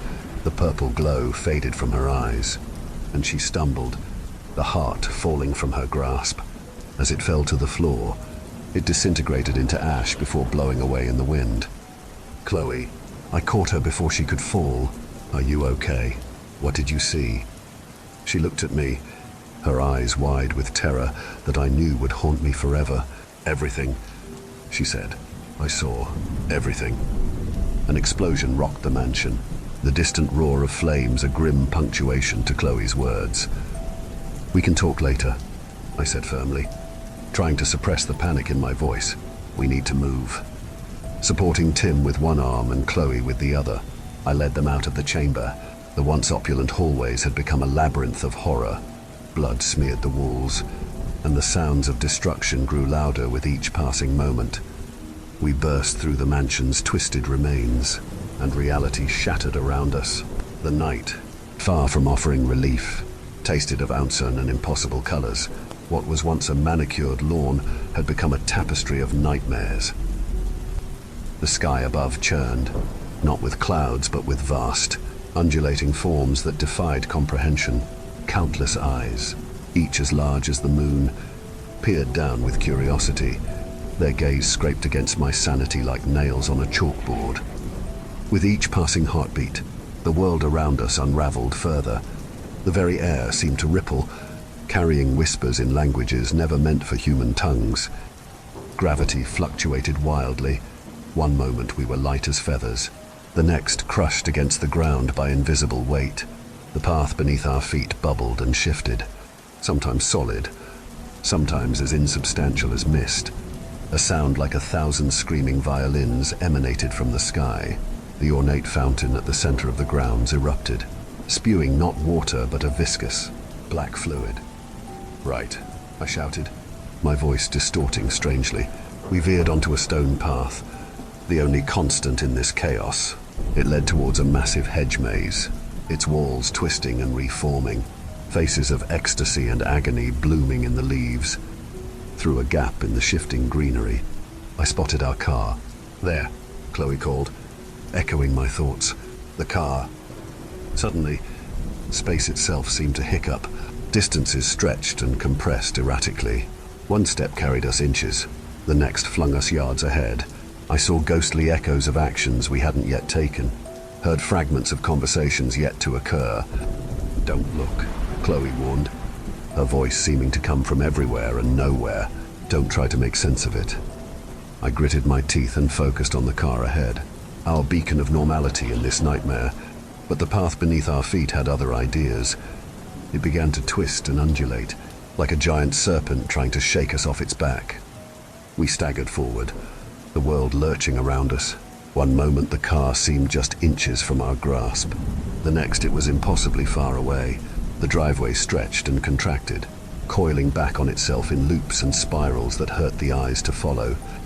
"Keep moving," I shouted, though I wasn't sure if any sound actually left my mouth. The air felt thick, resistant, as if we were trying to run underwater. Tim stumbled, nearly dropping the shopkeeper. I grabbed his arm, and we pressed on. Each step was a battle against a reality that no longer played by any rules we understood. Suddenly, the path bucked violently. We were airborne, tumbling through space that folded and unfolded around us.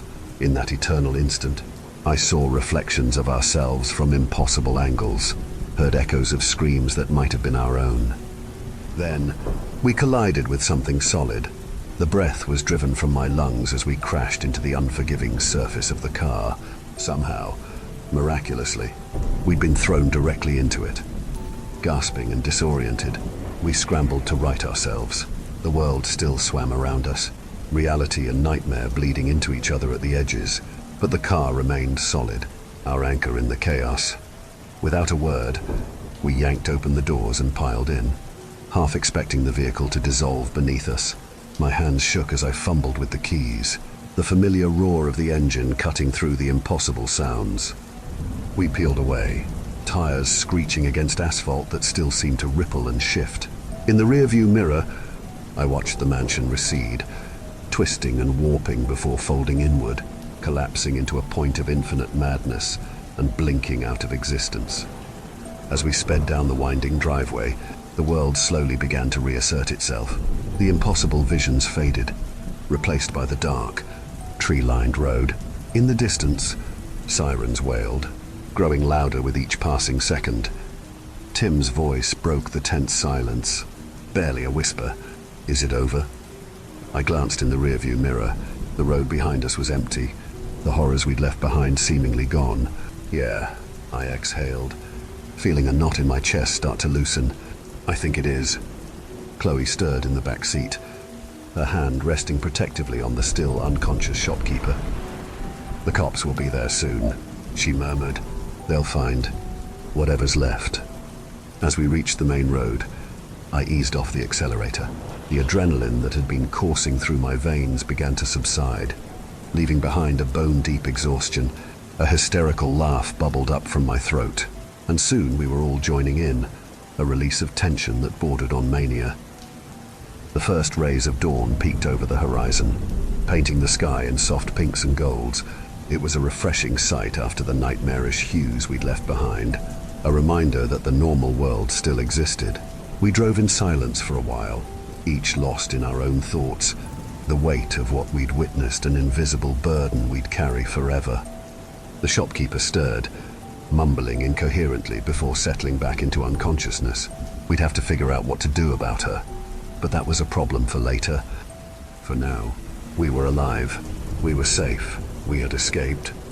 5 years, 2 months, and 13 days. Not that I'm counting. The official story was that 24 people died in a house fire due to faulty wiring and bad insulation. The governor even sponsored a bill, the Voss Act, to require more stringent fire regulations for larger residential homes. When I read about it online, I laughed until I cried. Some nights, I still wake up screaming, my throat raw, the details of the nightmare slipping away like smoke. In those moments, doubt creeps in. Did it really happen? Was Voss right about the old ones? Or was it all just an elaborate hallucination born from drug-laced smoke and group hysteria? For the first few months, Chloe was there for me. We never talked specifics, but it was nice to just be around someone who knew, someone who understood. I'd give anything for that video recording. You remember the one hidden in my collar? Right, it wasn't a transmitter. Voss destroyed the evidence the instant I disclosed its existence. I suppose I hadn't really thought that one through. I'd do anything for tangible evidence, but I'm left with nothing but memories that feel more like fever dreams with each passing day. We didn't make it out of there without our fair share of scars. I felt closed off, like I couldn't express myself. Chloe, on the other hand, threw herself into her art. Her new style was all abstract curves and impossible angles that made my eyes hurt to look at. Raw emotion given form. One critic called it, if they only knew the horrors that inspired it. As days turned into weeks, Chloe became so consumed by her work. She almost didn't notice me anymore. We were living together, but it felt like we were worlds apart. Each of us was dealing with that night in our own way, and those ways just didn't seem to mesh. After some time, we finally admitted to what we'd both known for a while. It was time to part ways. It wasn't anybody's fault, really. Sometimes shared trauma brings people together, and sometimes it pulls them apart. For us, it was the latter. Tim did his time quietly, finding comfort in the rigid routine of prison. Nothing unknowable in a 6x8 cell, he'd say with a laugh that didn't quite reach his eyes. Now he works security for some secretive tech firm, dealing with things he can't talk about. I often wonder if he's found new horrors to replace the old. After Kelly got her story about the cult and the fire kicked back yet again, she felt it was time to venture out on her own. Luckily, Her podcast really took off. Whispers in the Static, she called it. A place for people to share experiences they couldn't share anywhere else. It was huge in the trucker community, for whatever reason. The shopkeeper, Leilani, I finally learned, worked as Kelly's producer now. She wasn't exactly qualified, of course, but you've never met a harder worker. When Kelly invited us to record a special episode, a reunion of the damned, I almost declined, but some part of me hoped that maybe talking about it would help me understand. The others were already there when I arrived. Tim had lost weight, all sharp angles now. My heart skipped a beat when I saw Chloe with a noticeable white streak in her hair. Leilani's fingers drummed a rhythm on her laptop while Kelly fussed with her equipment. Weird weather lately. Huh, Tim said a bit louder than was necessary. You've noticed it too, I cut in. I thought it was just me. Not just the weather. Chloe followed. I saw a news story the other day of an animal attack in New Brunswick. The bodies they found weren't right. We each took turns talking about all the oddities we'd noticed. Benign, at face value, but we all felt like there was something deeper in all of them. Something unseen. The conversation transitioned to our personal experiences. I felt waves of relief wash over me as I was able to express myself for the first time in forever. We were almost an hour in before I noticed the green recording light had been on the entire time. I wondered how much of our story the listeners would believe, how much we believed it ourselves. After the recording had finished, we spent another half hour talking, laughing, and reminiscing like old friends. The world had felt so foreign to me for so long, I had forgotten what it felt like to be surrounded by people who truly get me. On my way out, I found Chloe perched against the wall, smoking in the rain. "You're smoking now?" I asked. "Helps me relax. One of the few things that still does," she replied with a sad smile. I stopped for a moment to just look at her. She looked more elegant, refined, but still the same girl I remembered playing video games on our bed. My brow furrowed. "How are you holding up?" "About as well as you are, I imagine." She stomped out her cigarette. "So, are you seeing anybody?" I asked. My voice cracked a bit at the end. No." Her response caught me a bit off guard. Nobody wants to be with a cracked-out abstract artist. "Well, I wouldn't say nobody," I said, looking into her eyes. The car she was waiting for pulled up without her acknowledging it. She just continued to stare at me with curious eyes and a crooked smile. The driver exited the vehicle, coming around to open the door for her. I guess she wasn't taking Ubers anymore. "Well, this is me," she said, standing outside the car as she looked over. "Text me sometime, won't you? You still have my number," she said softly, looking at the ground. Yeah, I think so," I replied. "Good," she said, before finally sitting in the car and being driven off into the night. Walking home through downtown Seattle, I let the cool rain wash over my face. The city around me felt both familiar and alien, much like my own thoughts these days. As I navigated the bustling streets, memories of those few chaotic weeks years ago resurfaced. Chloe's kidnapping, Tim's unexpected appearance, Kelly's daring rescue, and getting stabbed with a goddamn short sword. Sometimes I wonder about the path not taken. What if we'd stayed home that night? How different would the world be? What would have become of the cult? But such thoughts are as futile as they are persistent. That's not the world I live in. This is my reality. This is my life, shaped by choices I can't undo and experiences I can't explain. Despite the haze of hallucinogens that night, a part of me still believes it was real, that those horrors lurk just behind a thin veil, their tentacles already reaching into our world in subtle ways. One day, I'll ask Chloe about her experience with the stone, what she saw, what she said. Yet, one thing haunts me more than anything else. Voss's final words that he was trying to prevent something, trying to save us all. I'm no closer to understanding what he meant now than I was then. As I reach my apartment, I realize that's what I've been doing all along. Every sleepless night, every moment of doubt, every flash of memory. It's all been part of my journey to understand in the wake of the incomprehensible.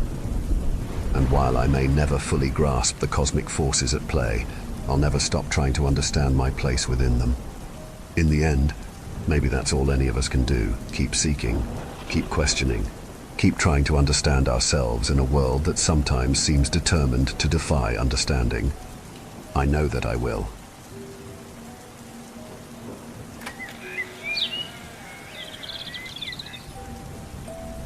There is no official record of the exorcism we performed at 1237 Palmer Avenue in Los Angeles last November.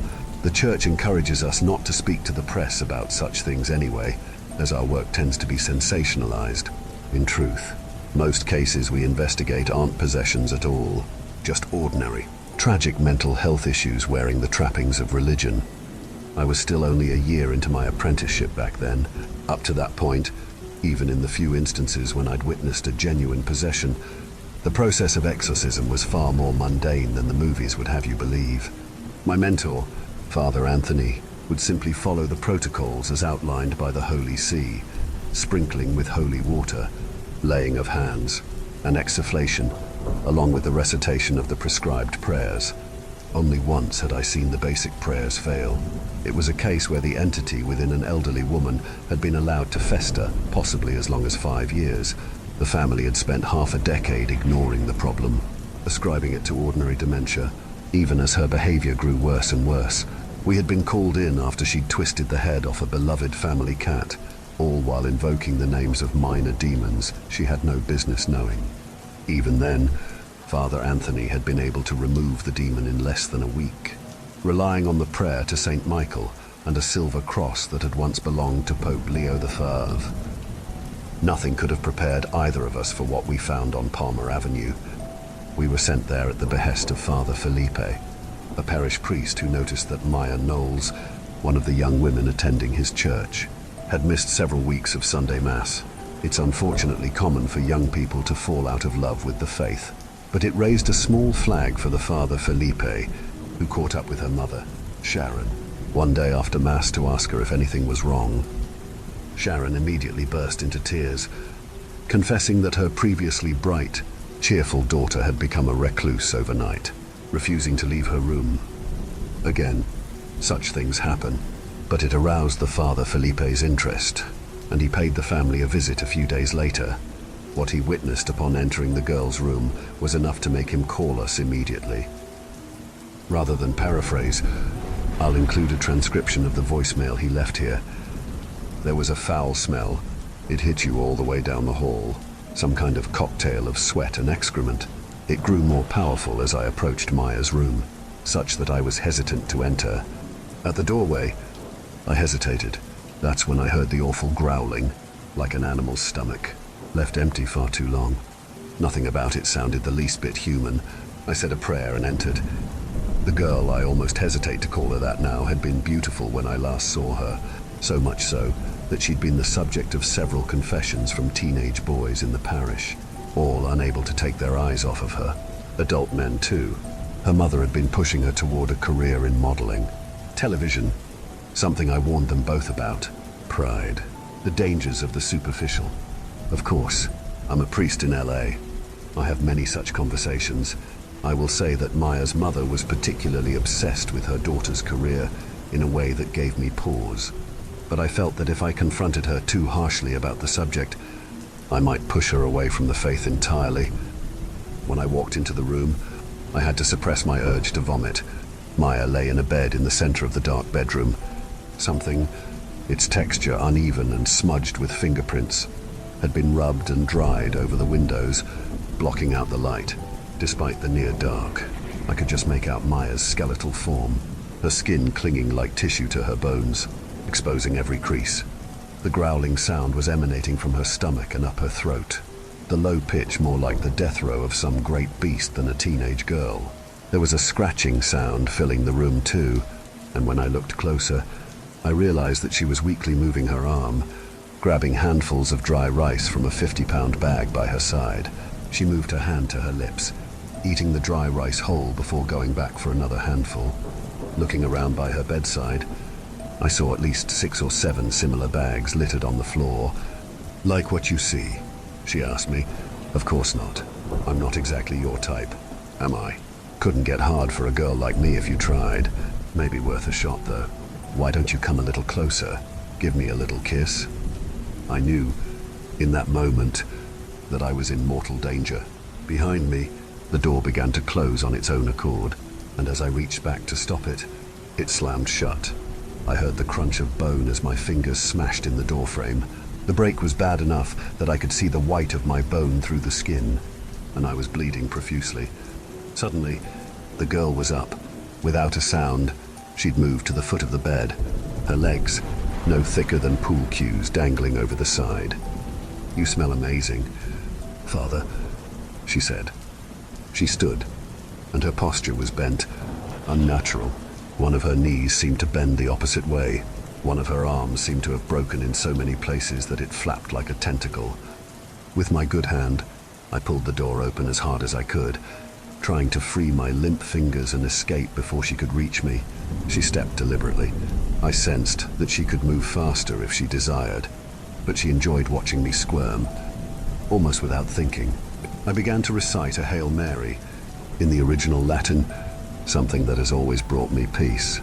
As the words exited my mouth, I could tell that Maya was bothered, even taking a small step back. "Shut up," she was muttering. "Shut up about that bitch." But I refused to stop, and as I did, I was able to pry the door open, a little at a time. Then, all at once, Maya was screaming, commanding me to close my mouth. Suddenly, the door flew open, and I stumbled through, shutting it behind me as fast as I could. After that, there was only silence. No one has heard a thing from inside the room since then. I have instructed Maya's mother to avoid going inside at all costs. We need help, desperately. A strange look had crossed Father Anthony's face after he heard the message. He went to consult a few old books in his personal library as I listened to the message on repeat, trying to sift through the details. "How bad is it?" I asked when he returned. "It is what it is," he said. "The protocols are clear. We go. We evaluate. Should it turn out to be a major exorcism, we will use the prayer to St. Michael for as long as it takes. Pack your large suitcase. It may be a while." "Father," I asked, "has the prayer ever failed to remove the entity?" He shook his head. "Demons are cowards by nature. With some luck, within a few weeks it will flee, just as its brethren have before." Father Anthony and I were different in our faith. Mine was almost like romance, swelling one day and waning the next, ever present but varying vastly depending on my mood. His was steady. To Father Anthony, the universe was perfectly ordered, bound by immutable laws. To him, the prayers always worked, just as one pool ball colliding with another would predictably transfer its force. So too would his prayers send demons reeling. "You look worried," he said, as I played the message again. "Don't. It's unseemly for a man of the cloth. Pack your bag. By now, you should know that time is critical." Though he was almost steady as always, I noticed a slight tick as he spoke, like his mouth couldn't stop twitching. Looking down, I saw he was carrying a small pouch of red velvet that I'd never seen before. "Just a precaution," he said. "Hopefully something we don't need until much further into your training." I never expected to become an exorcist. My family wasn't even Catholic growing up. My parents were hippie types, mercurial in their beliefs. For a while, we attended a Baptist church. Then, just as I'd finally learned all of the lyrics to the hymns, we moved 2 towns away, where my mom got swept up in the Kabbalah and tried to drag us all into it with her. Before I was a teenager, I'd spent a day or two in a mosque, a Swinomish smokehouse, and a Gnostic temple. It was my wife, Sophia, who brought me into the faith. She had grown up in a big Italian-American family in New York, and for her, Catholicism was the same as family. I converted to marry her. All it took was a few months of classes and a ceremony on Easter. I didn't even ask myself if I believed in God. It was enough to believe in Sophia. She was a true believer in the best sense of the word, generous to a fault, always exhausting herself trying to keep us all happy. All year, she sewed quilts, using them as Christmas presents or baby shower gifts. Several times, she tried to teach me how to sew, but I was hopeless, clumsy. She loved me anyway. Then, one Thanksgiving, after staying up far too late drinking wine and prepping vegetables, she woke up and decided to run to the store for pre-made dinner rolls. It was icy. She wasn't even speeding, but it didn't matter. She skidded into oncoming traffic at the wrong time. She died instantly. After she was gone, none of my usual crutches dulled the pain. Alcohol, throwing myself into work, exercise, it all felt hollow, insufficient to replace Sophia. We held a funeral mass shortly after she died, and it was the first time I felt an ounce of peace. The light streaming in from the stained-glass windows suddenly seemed different to me, as if heaven were actually on the other side if I could just step through them. I found myself going to church more often after that, not just on Sundays, but on weekdays too, right after work. I'd watch the darkening sky through the stained glass as I knelt in one of the back pews, and for a short time, I felt like Sophia wasn't so far away. Eventually, the priest there, Father Ignatius, would gently tell me that it was well past closing time, and I would leave, until one day, he asked me to come with him. "I wonder if you'd consider joining the priesthood," he said. "Some widowers do." I laughed. "I'm barely Catholic," I said. "I just joined for her." He shook his head.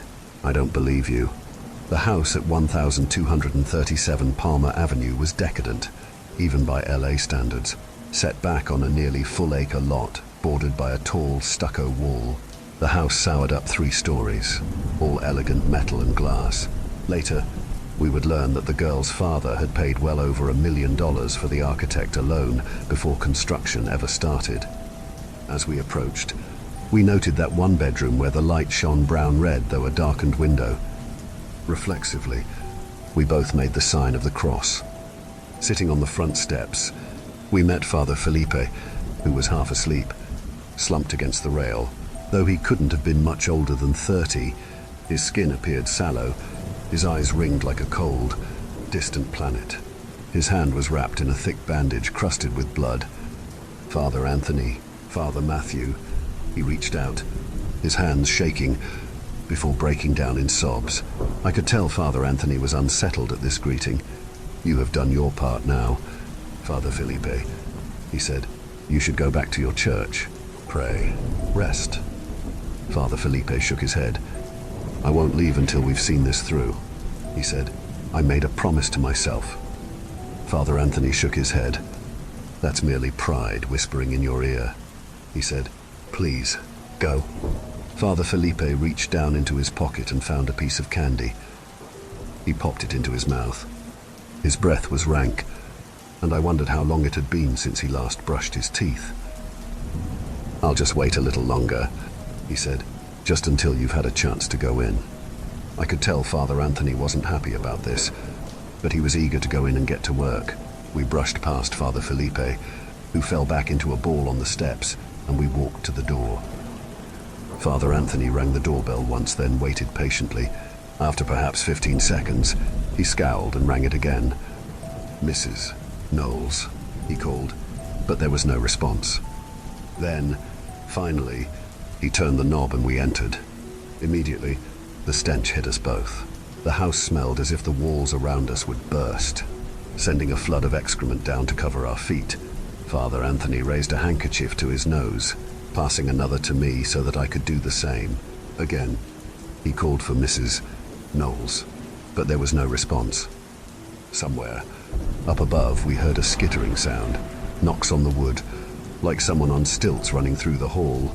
Father Anthony fumbled in his pocket, removing his silver cross. He began to wave it ever so slightly back and forth, like a hypnotist's pendulum, as he recited a Hail Mary. "Mrs. Knowles," I shouted, and the thumping sound stopped. "She's in the kitchen," said a voice that made my heart nearly stop. It was deep and resonant and seemed to speak from all around us. Father Anthony gestured for me to go to the kitchen. "You find the mother. I'll go up to talk to the girl," he said.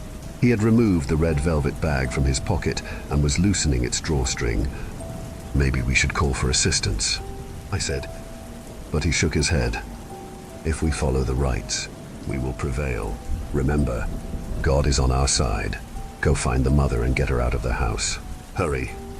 Without another word, he headed up the stairs. I walked down the hall toward the kitchen, almost running.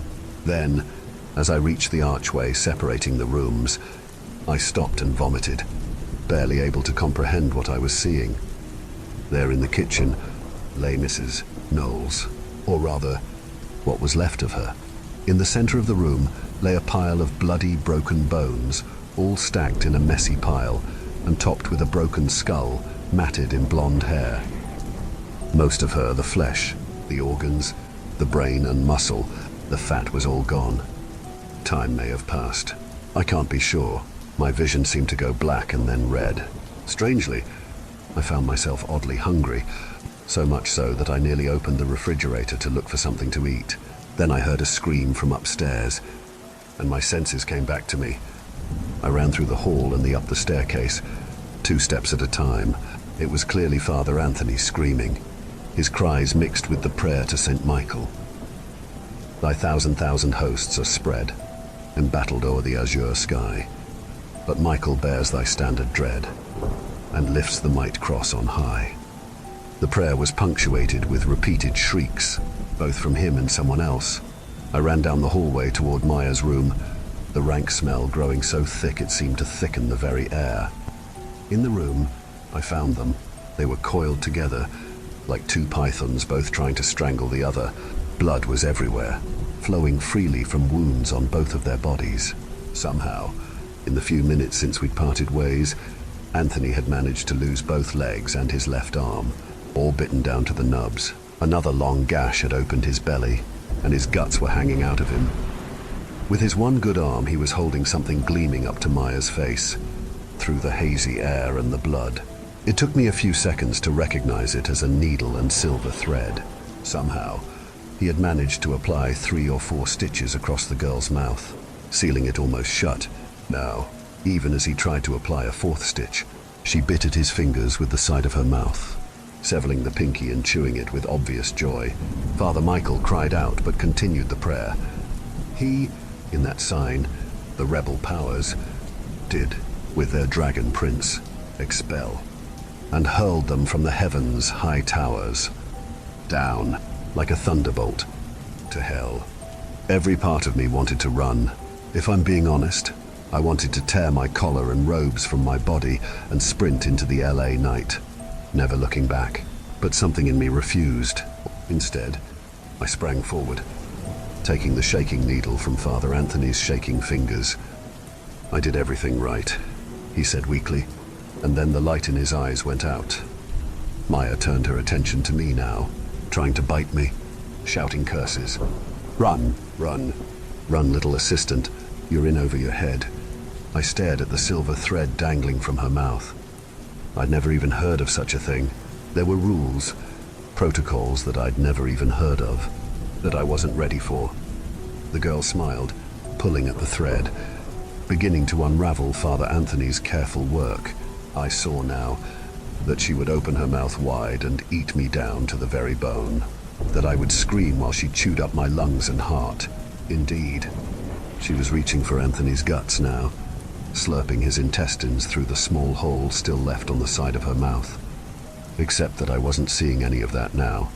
I was in a quiet room with Sophia, sitting side by side. On ours laps was a quilt. She was smiling, the light catching the strands of her light brown hair. "I can't do it," I was saying, fumbling with the needle. "Of course you can," she said. "It's not science. It's just in and out, in and out. We know you're good at that." I blushed, the needle slipping out from between my fingers. "Just relax," she said. "Here, let me guide you." She put her hand on mine, her flesh warm and soft. Slowly, she guided my fingers down through the soft white fabric. Then suddenly, I was back. I watched my fingers slip the silver thread through Maya's lips. Only a crack at the side of her mouth remained exposed. "You're different than them," she said, her words more muffled now, and it almost sounded like a normal girl's voice. "You carry someone with you." "Who?" I used the moment of surprise to apply the final stitch, blood pooling around the thread as I cinched it shut, silencing her forever. As soon as it was done, she fell back in the bed, her eyes closing as sleep took her. After a while, after I'd gotten my thoughts together, I called Father Anthony's superior at the Vatican to explain what had happened. I tried to stay calm, to explain things as accurately as possible, but I'm sure my voice was shaking. Around me, the worst of the stench was gone, though ordinary one's blood. Bile persisted. Still, the air was that much cleaner than before, and I found I was able to breathe. I expected him to doubt my story, but he just listened without saying anything. Then, finally, as I reached the end of what I had to say, he spoke. "You were able to apply the stitches yourself?" "Just the last couple. Father Anthony did most of the work." He paused for a moment. "Did you have any other outside help?" I thought about that for a second. About Sophia. "Maybe." "You did well," he said. "We will send people, for both you and the girl. They will bring you back here." "To the Vatican? Is that the protocol?" There was a brief pause. Father Anthony was a firm believer in protocol. "Are you—" "No," I said after a moment. "Good," he said. "Then we will have much to discuss when you arrive." For an hour, maybe two after I called the Vatican, I sat on the front steps of the house, staring into space. Father Felipe was nowhere to be seen. I figured that was for the best. He'd probably taken Father Anthony's advice and run back to his church. With any luck, he was sleeping. I sat shaking on the steps. I reeked of blood and worse. Of course, I thought through the horror I'd just witnessed. The thick air, the smell of exposed guts, the glee on Maya's face as she slurped up Father Anthony's intestines. But that wasn't what dominated my thoughts. I'd seen her, Sophia, just as clearly as if she were still alive, warm and sitting beside me, teaching me to sew. Without question, she had been there. She had saved me. And so, I must have made an odd sight when the priests sent by the Vatican arrived. I sat there covered in several people's blood, including my own, my fingers bleeding from my clumsy needlework, smiling like I'd just seen God himself. "So good to find you well, Father Matthew," said a tall, muscular priest with a thick, grey beard. "I'm Father Thomas. This is my trainee, Father Anselmo." He gestured to a rail-thin, bald man with angular features beside him. "I thought I knew all of the exorcists working in the States," I said, still half-dazed. He shook his head. "We are not ordinary exorcists," he explained. "We belong to a particular order, where discretion is of utmost importance. Still, we know rumors of our existence circulate. Perhaps you've heard of the Knights of St. Michael." I shook my head. "Good," he said. "We are only called upon in cases requiring certain non-traditional skills. Based on your call, the Vatican believes this may be one such case." Father Anselmo shot him a look, and I recognized it immediately.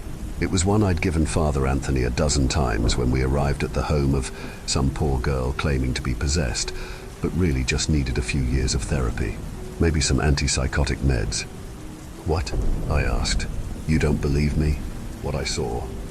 "We're certain you saw something," said Father Thomas. "Whether you performed a common exorcism or encountered something greater remains in question." "Look at my fucking clothes," I shouted, staggering to my feet. "Look at the blood on my hands. Smell me. Don't you smell it?" That's when I looked down at myself and realized I was clean. Not even a drop of blood decorated my robes. The only evidence of my encounter was a small scab on my index finger from where I'd pricked myself with the needle as I sewed Maya's mouth shut. I looked back at the house. Even the dark smeared window was clean now, with a gentle light shining out. Without another word, I ran back up the steps and opened the door. Inside, the house was pristine, almost unnaturally so. The blood was gone.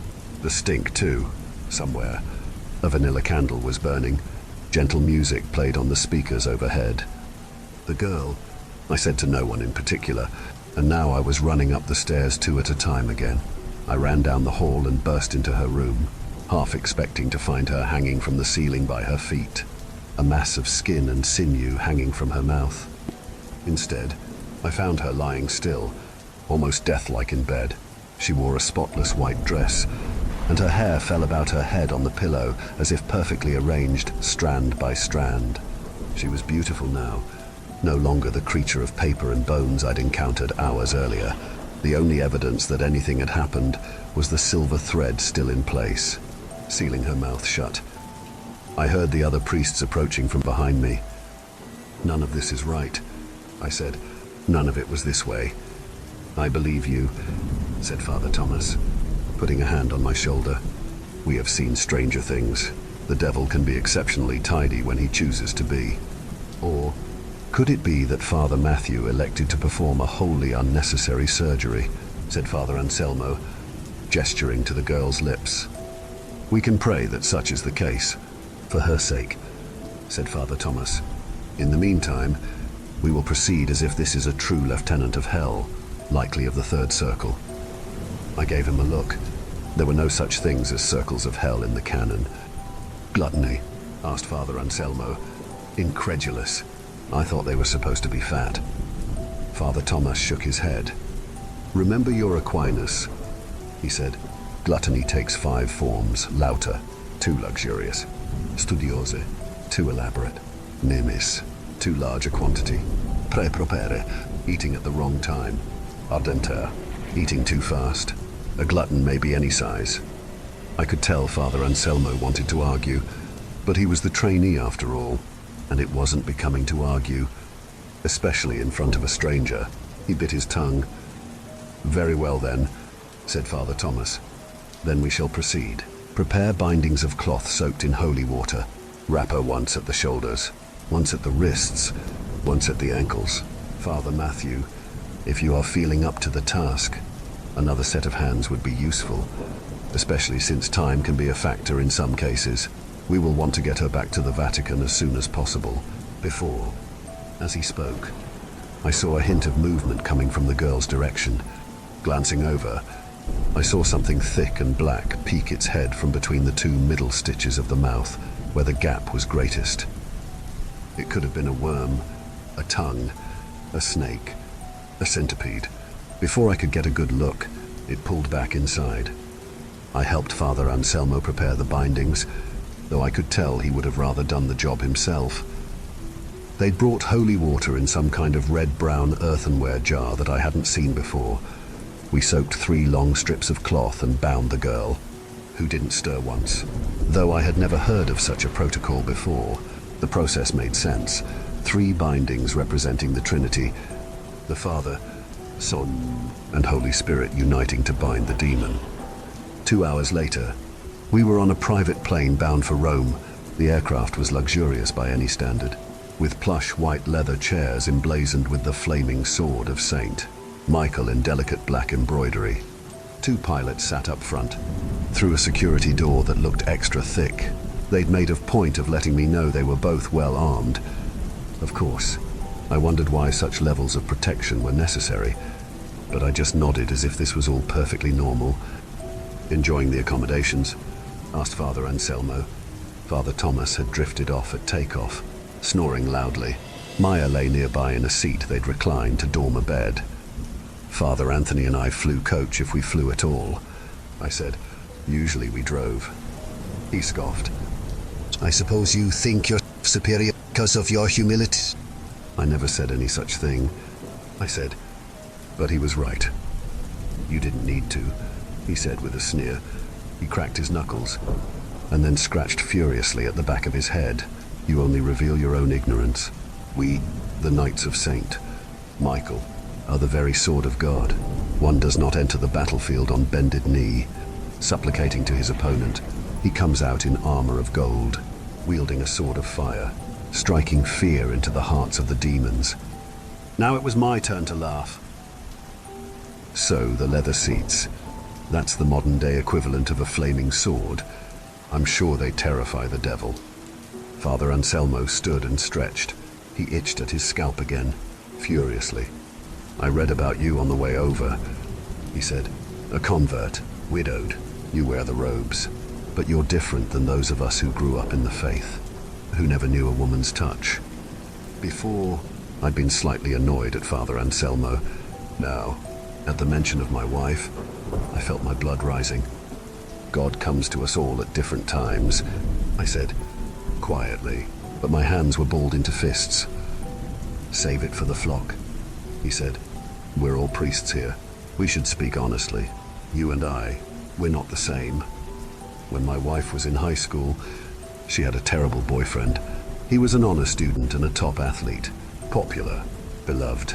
No one would have suspected the pain he inflicted on her in private. Even when we started dating, 10 years later, she couldn't describe what he'd done to her physically. In the dark of night one summer alone in his family's cabin, no one for miles around, a fact he whispered to her over and over.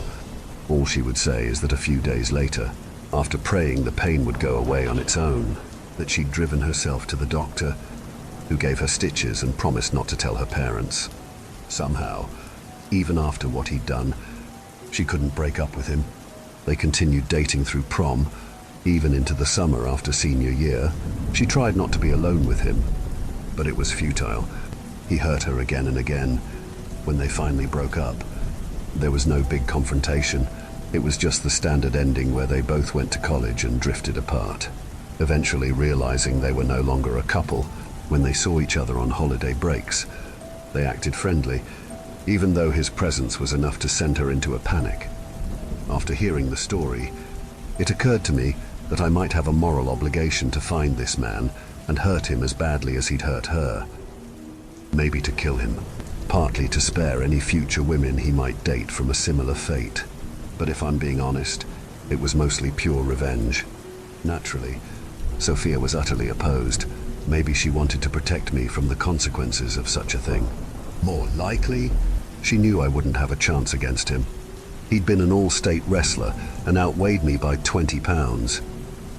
Eventually, we came to a kind of agreement. I wouldn't seek the man out, but if I ever happened to bump into him, I was allowed to do whatever I wanted. For many years, whenever we visited her hometown, I felt a surge of adrenaline anytime a man matching his description walked in the door of a restaurant. "Is that him?" I'd ask, and she'd shake her head no. Gradually, we visited Sophia's hometown less often. I never did see the man in person. As far as I know, I'd still have her permission to kill him if I ever bumped into him. "You're right," I told Anselmo after a moment. "We're not the same, and since we're going to be honest, maybe you'd be a better priest if you'd had a couple of rolls in the hay before you put on your collar, even just to know us sinners a little better." He was scratching harder than ever at the back of his head now. "We're not the same," he was shouting now, so loud that Father Thomas began to stir in his seat. "You didn't deserve to capture a lieutenant of hell. You got lucky. You weren't even properly trained. You just finished one last stitch. You're not even a real priest." He practically roared the last word. It had a strange echo, like it had been harmonized by two voices at once. As he spoke, he tore at the back of his skull again, and this time I heard a ripping sound, like flesh unzipping in two. Blood began to accumulate on his shoulders. "Father Anselmo," said Father Thomas quietly, fully awake now, "please step to the side of the plane. Kneel. Fold your hands in prayer." "I'll do no such thing, you meat-headed fuck," shouted Anselmo. It was clear that two voices were speaking in unison now, his and another deeper one emanating from the back of his skull. Suddenly, without warning, two things happened.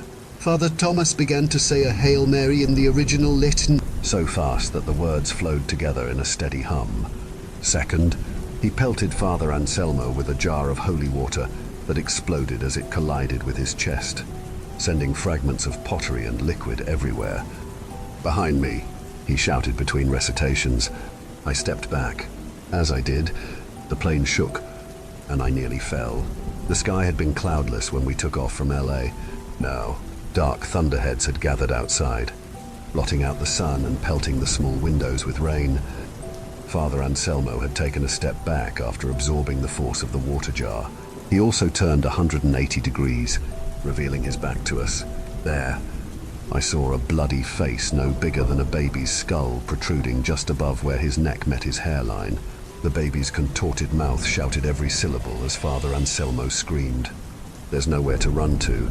Priest, you're trapped up here with me now. This time, you're mine." "Bifrons the Two-Faced," said Father Thomas. "I thought I recognized you." Before he could say another word, Father Anselmo Bifrons now charged at him.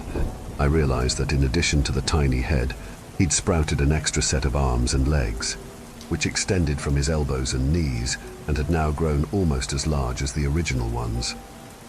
The fresh limbs were bare and bloody, glossed with a sheen of mucus like a newborn baby.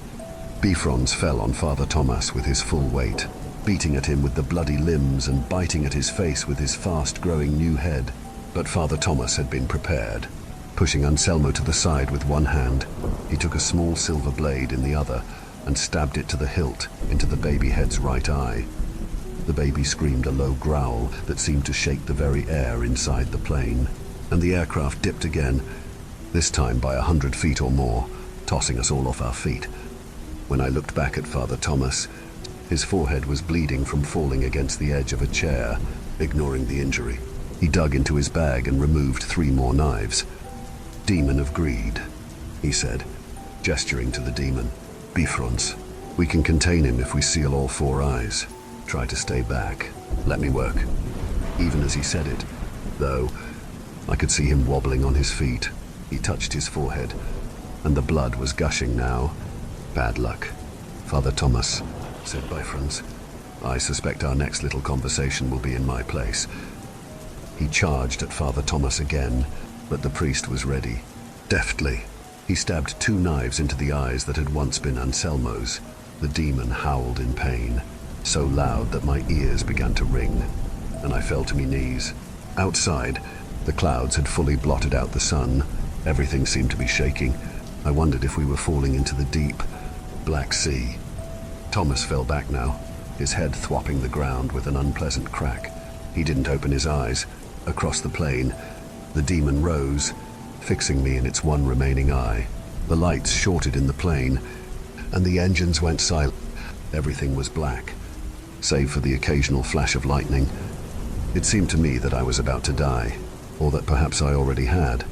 Perhaps the rest of my existence would be like this, surrounded by darkness with the constant feeling of falling. A demon laughing a few feet away. Of course, fear gnawed at me, like a family of mice nibbling at my guts. But could I be blamed? Wouldn't anyone be afraid in such a moment? "Bad luck for you both," said the thing. "At least you'll finally be able to visit your dear wife again. Sophia, isn't it? I hear she's been missing you greatly." At the mention of Sophia's name, reality snapped back to focus. It was as if the plane was holding in mid-air. Gravity felt somehow lighter. I got to my feet, my fear replaced with simple, blind rage. Suddenly, the thing in front of me wasn't Bifron, it was Sophia's ex.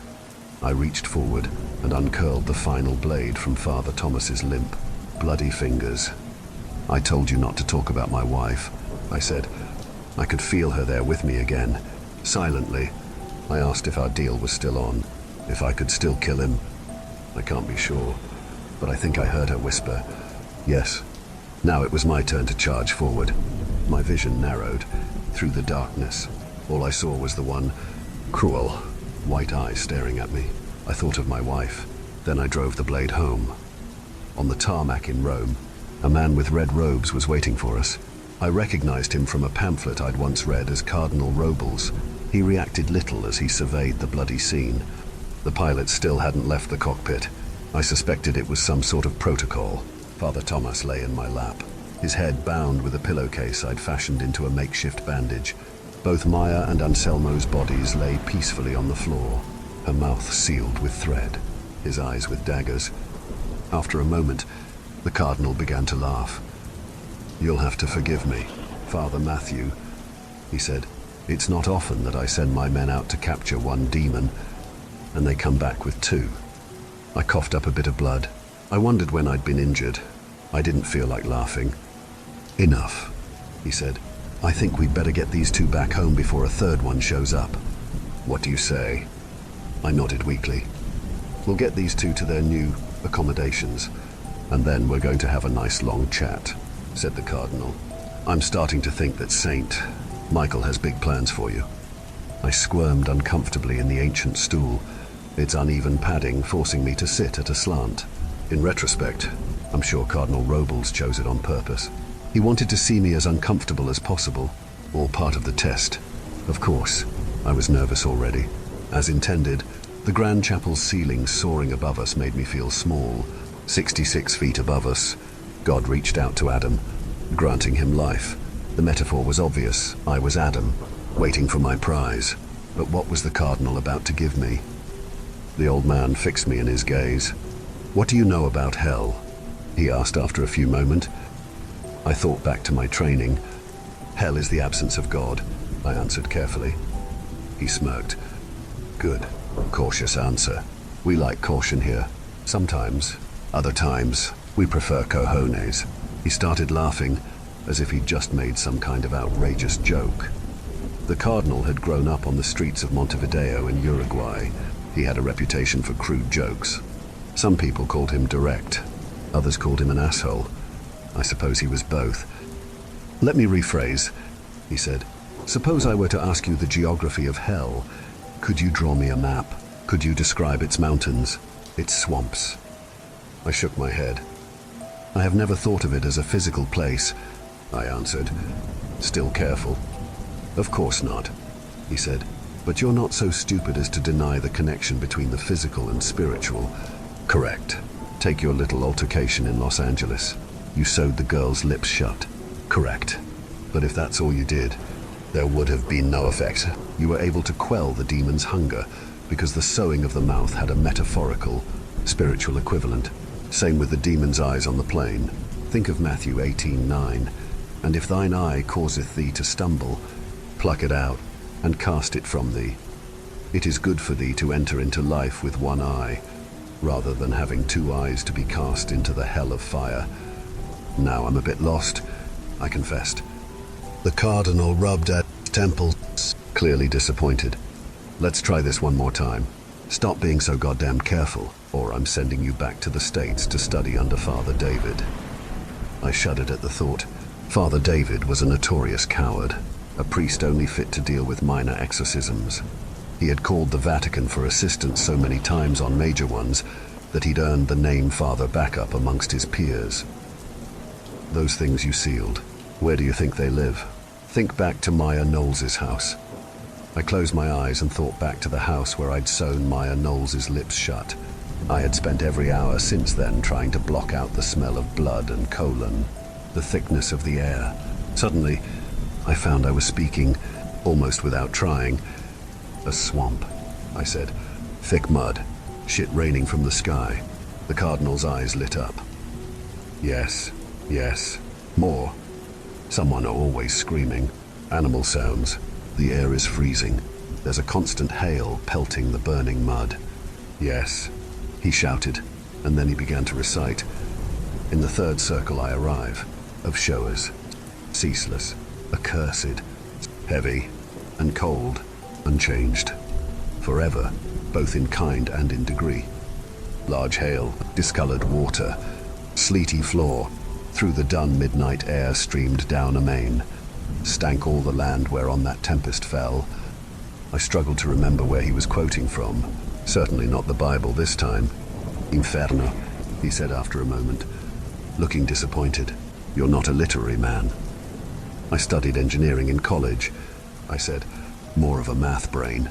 "I do remember something about Dante being non-canonical." He rubbed his temples again. There was something exaggerated about his movements, like Donald Duck losing his cool in an old cartoon. "There are truths in this world that are better kept secret," he said. "The church must act as a shield sometimes, you know, guarding the flock from the fiery darts of the wicked. And so it is with us exorcists." I looked up at him, slightly confused. "I wasn't aware that you were an exorcist yourself. I mean, you're a cardinal." He started laughing. "There's a lot you don't know." He stood, stretching slightly. Then he began to lift the hem of his robe. I looked down to see a deep scar running from his ankle to his knee. "Got that one from a demon of violence named Taru. Everyone was sure I'd lose the leg below the knee. Doctors are idiots, of course. He raised the robe further and turned from me, exposing 4 parallel scars across his back. Those are from Mammon himself, demon of greed. He got away from me, but not before he left me this little souvenir. He paused, looking up at the ceiling, up at God. They're demons. You understand? They're different than the minor entities responsible for most possessions. Even what the church calls a major exorcism is really just the minor leagues compared to what we handle. These demons I'm talking about, they are the lords and lieutenants of hell, professional soldiers for the other side. More exorcists will never encounter one over the course of a whole career. The thing that was inside Maya Knowles, I started to say, was Lady of Hell, a demon of gluttony, quite powerful. Really, you shouldn't be here today. If things had gone according to the demon's plan, she would have eaten you too, and then consumed her own host body like an Ouroboros, breaking her own arms and legs and swallowing them whole. I was beginning to feel sick, and if I'm going to be honest, I was afraid. Everything I'd known about demons up to that point was suddenly invalid. I thought I'd been a soldier for the church, but now I realized I was playing parlor games with hell's second stringers. Were the things that had taken Maya and Anselmo the worst things out there, or were there even worse horrors to be discovered? Why are you telling me all this? He smacked his head and muttered, Dios mío. Then he looked up at me. Isn't it obvious? He finally asked. I want to know if you want in, if you want to play in the major leagues. Mijo, do you want to fight some real demons with us? Or do you want to go back to sprinkling holy water on little shits pretending to be possessed so that they can get more attention from Mama? I thought of the demon slurping Father Anthony's guys through the tiny hole at the side of its mouth. I thought of the baby head sprouting from Father Anselmo's neck. Its deep, guttural laugh. I thought of the foul air, the smell of shit. Cardinal Robles held up a hand. Don't answer yet, he said. It's enough to know you're considering it. Before your answer, you need to see the reality of what we're up against. He swept his arm out with a flourish. Follow me. Do you believe in God? Any kind of God? I looked up at Sophia. It was a bold question for a second date, but she was asking it anyway, even before I'd asked her out. I'd known Sophia was religious. Not that she was a fanatic or anything, but she went to church most Sundays, which was unusual in our social group. I shrugged, hoping we could deal with the question quickly and move on to another topic. I think at some point, I decided it was one of those big questions that you could never answer, so I stopped asking. I try to spend my time on problems that have solutions. She silently ate a few forkfuls of her salad. I'm assuming you do, I said, trying to break the awkward silence. Believe? Well, I don't believe in God, she said after a bit. Believe implies there'd be a possibility of doubt. I know there's a God, because I know there are demons. I've seen them at work. I topped off my wine and took a drink. This was getting interesting. What do you mean, seen them? This is going to sound crazy, so I'll understand if you get up from the table after a bit and walk out on me. I won't be offended at all. We can still be friends after. I met her eyes. They were deadly serious. I'm not going to do that, I said. You can tell me. Now it was her turn to take a long drink. When I was younger, 4th grade, I was possessed for a few months, she said. I almost spit out my wine. I know how it sounds. She continued. I used to be embarrassed to tell people, but it's part of who I am. There was a demon living inside me. It pushed me to a dark little bubble that I didn't know existed. It was terrifying, watching her through a black haze, saying the most vile things to my parents, my sister. I'd always been a good kid. At least, that's what I thought. But I must have let her in somehow. She was crying now. For a second, I wondered if I was on a date with an insane person. But when I looked at her, she didn't seem even the least bit crazy. I reached out and took her hand. I'm so sorry, I said. It's okay, she said. The church, they sent people, exorcists. It turned out to be something minor, they said.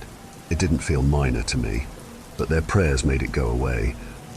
I'm sorry, I said again. What else could I say? Don't be, she said. It was a gift. After that, I didn't have to believe anymore. I knew there was something out there. A bad thing, and a good thing. I've gotten to carry that with me every day of my life. I followed Cardinal Robles through a series of rooms and doors, each less grand than the last. Gone were the frescoes and magnificent tapestries. Instead, we weaved through corridors of simple brick. I realized that the architecture too was growing simpler, older. The brickwork was uneven, caked with centuries of grime. The air began to grow cold. Without realizing it, I recognized that we'd been walking slowly downward. There were no windows here or even electric light, just large candles inset into the walls. Of course, everyone knows about the grandeur of the current apostolic palace, but like many things in life, truths lurk beneath the surface that most people never realize. Some of these bricks you're seeing now go all the way back to the 4th century. This was all part of the old St. Peter's Basilica, constructed by Constantine I. He was a convert like you know. The path we followed was winding and haphazard. Without the cardinal there, I wondered if I'd be able to retrace my steps and escape. Escape. That word started to echo in my mind. I realized I didn't like it here. I hated it, wanted to get out at any cost. Back to the light, the murals, God and Adam. Then, something shifted in me. Somewhere, not too far away, I felt her presence. It was unmistakably Sophia, as if she'd just walked behind me in the hall. I turned. Sure, I'd seen her, but she was gone. It was enough to make me keep walking forward. Finally, we came to a door. Beyond this door is no return, said the Carindle after a few moments. Even if you choose not to join us, you will have seen things beyond your imagining, beyond the worst descriptions of Dante or even Revelation. For a moment, I only stared at the door handle. It looked ornate and ancient, filthy from the grime of 1,000 hands of 1,000 priests. Beyond it, I heard something that sounded like the clanking of metal on metal. Go ahead, said the cardinal. Open it. I took a step back in revulsion, but when I looked again, I saw now a handle, but a woman's hand, soft and welcoming. I knew who it belonged to. Saw the familiar wedding band on the ring finger. I knew, somehow, that if I went forward, I was moving closer to her. I walked forward and opened the door. We entered a room built of ancient stones. It was perhaps as large as a high school gymnasium, but perfectly round, with many doors extending in all directions. To one side sat a man in priest's robes and a thick leather apron. Nearby, a cauldron of molten silver sat over a roaring fire. As I watched, the priest said a blessing over the silver, then poured it into a large, cross-shaped mold. Soon, he was pounding on the surface. Beside him, in neat stacks, lay perhaps 100 such crosses, all neatly stacked. Why so many? I asked the cardinal, who only smirked. You'll soon see. He gestured to the blacksmith, who set aside his hammer for a moment. Where are the new prisoners? Or just the girl? Actually, asked the cardinal, and the man gestured silently to one of the doors, adorned with gold inlay and flanked by small, silver gargoyles. The man resumed his work as we walked to the door and opened it. On the other side, I found out what the crosses were for. In the center of a small, dimly lit room lay a cage, more of a box really, a 6-foot cube. The whole thing had been built of silver cross, all elaborately connected to form an inescapable grid. Inside lay Maya Knowles. Her eyes were no longer closed, but the stitching still ran across her lips. Both of her wrists were manacled in braces connected on opposite sides of the cage by silver chains. I gave the cardinal a curious look. This is like no exorcism I've ever seen, I said. He shook his head. You misunderstand. Father, he said, this is no longer an exorcism. Maya, and whoever has infested her, will be here as our permanent guests, unable to cause further mischief in the world. I felt something twist in my stomach. You have to let her go, I said quietly. I can get the thing out of her. Together. The cardinal shook his head. You could kill her, he said. Release her that way. But there is no saving Maya Knowles' mortal life, which is why she'll be our guest here for as long as she lives.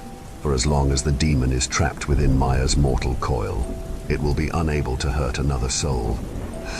You can't, I said. Maya, she's still in there. She's an innocent. Was she truly innocent? The demon would have never infested her, said the Cardinal. Please understand. I know this is a lot to swallow. This is why we work in the basement, out of the light. What we do here takes moral courage. The same bravery that Abraham possessed when he stood over Isaac, dagger in hand, thanks to Maya's sacrifice. Downseans of others, possibly hundreds, will be spared a similar fate. She is the true cage, the box of silver crosses that just keeps her in place. As he spoke, Maya looked up at me, her eyes pleading. It's her, I said. Right now it's her, not the demon. It led her to the surface. She's experiencing all of this. Of course, said the Cardinal. The demon loves to hide inside. It loves to let her suffer. Maya can't eat like that, I said. Can't drink. She won't live long. The Cardinal shook his head. You still don't understand the powers we're facing. With demons of this strength, these lieutenants of hell, the possessed body, is essentially immortal. It has no need for sustenance. Maya will still be here long after you and I are both dust. I wanted to fall to my knees and vomit. The Cardinal was staring at me hard, trying to read my reaction. Do you need a drink? He asked. Water? Wine? I found I could barely speak. He shook his head, looking disappointed. Do what you must, he whispered. I never claimed it was easy to be a soldier on the front lines. I ignored him and took a step toward Maya. Then, suddenly, something compelled me to run to her. I felt around the cage of silver crosses, searching for a hinge that would open or a weak spot in the soldering.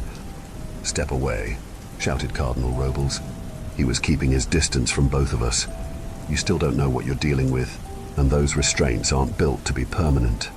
Before he'd even finished his sentence, I heard a horrible cracking sound, and I looked over to see Maya's wrenching her arm against one of the braces. The arm had clearly broken, and now blood was gushing freely from the places where her bone had pierced her flesh. Quickly, she pulled the broken limb from the bracer and swung her limp forearm in my direction, spraying me with blood. The blood splattered across my face, running down my lips and into my mouth, and I was struck by the sensation that I'd ingested poison. Drink up, priest. The thing inside her shouted before breaking into peals of laughter. I looked around the room, looking for some kind of weapon. I was filled, suddenly, with a bloodlust like I'd never known. Step back, shouted Cardinal Robles again. This time, he grabbed my collar and pulled hard. He was far stronger than he looked, and I found myself clattering against the ground. He rubbed at the bridge of his nose, frustrated. The demon was laughing now. At me, I realized. This is your new soldier, Robles, it asked. He'll be dead before the week is out. As she spoke, blood continued to pour from her open wound. Seeing my eyes fixed on it, she tried to swing it at me again. But this time I was too far away for the blood to hit me. My stomach turned. If I'm going to be honest, I almost pissed myself. In that moment, I realized I couldn't be in the room another second. My instincts took over. I had to leave. The demon cackled as the fear took over, and I ran. Go if you like, called Cardinal Robles, but you can't run from the devil. I was more terrified than I'd ever been in my life, if I'm being honest, not just of the thing in Maya, but of the Cardinal outside the cage, of the whole new reality I'd stumbled into. I ran back to the room with dozens of doors to find the blacksmith back at his work, smoothing out another silver cross. I tried to remember which door I'd come from in the first place, but they all looked basically the same. I walked the circle, fruitlessly searching for some identifying mark, but came up empty. Finally, I just opened one. On the other side was a dark tunnel leading downward. A waft of sulfur hit my nostrils. Blowing on a hot wind, I was immediately struck by the certainty that I'd opened a doorway to hell itself. I was about to close it when I heard a voice calling for me. Matthew, It said. Is that you? I've been waiting for so long, calling to you, trying to bring you here. I could barely speak. My throat went dry. My vision blurred. Somehow, I still managed to speak her name. Sophia. Matthew. I heard Sophia's voice even more distinctly this time. I was sprinting toward her now as she called my name again and again. The wind in the hallway grew warm, then disappeared, then blew again even hotter, as if some great beast was breathing in the distance.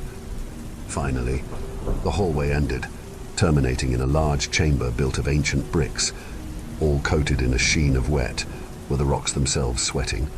Numerous grates lined the stone floor, the hot air wafting up from them and heating my feet through my shoes. In the center of the room, in a cage of silver crosses tarnished from years of neglect, sat Sophia. Matthew, she asked, is it really you? She looked beautiful, better than I remembered. She wore a red silk robe that did nothing to hide her form, and I couldn't help watching the way it fell over her body. She certainly looked better than she'd looked on the slab at the morgue the last time I'd seen her. Her face bloodied from slamming against the steering wheel, her neck bent at an impossible angle. I knew what I was seeing was impossible, and yet, for a brief moment, just a second, I wanted it so badly to be true that I let myself believe it was. Come to me, my love, she said. There must be some way for you to get me out of here. I found myself looking around for a rock, a crowbar, some forgotten piece of metal I would use to smash her cage to pieces. As I looked, we both heard footsteps, fast approaching down the hall. Never mind that, she said. Just come closer. Kiss me through the cage. Let me taste your lips just one more time. I hesitated now. There was something different about her skin. It was rippling a bit with a silver sheen. My desire began to mix with fear. I imagined pressing my lips through a hole in the cage only for her to bite them off. I imagined the blood running down my face as she cackled, my flesh dangling from her lips. Now, she said, and her voice was lower than before. I lifted my right foot from its place on the ground, preparing to step toward her. As I did, she shrugged off the silk dress, revealing her naked body. I felt myself harden in a way I hadn't in years, since she'd died, and I'd given myself to God, careful not to touch the silver cage. She moved closer to me, just barely not touching the metal.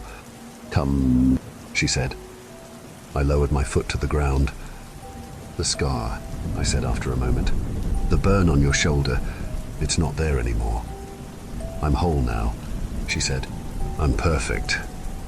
You're not her, I said, tears pouring down my face, and as I spoke the words, her skin began to shimmer silver, and I saw her for what she was, a woman wrapped head to toe in roughly made sacks. The bags were made of coarse cloth with silver threaded through, and bound tightly at the neck, wrists and ankles with thicker silver rope.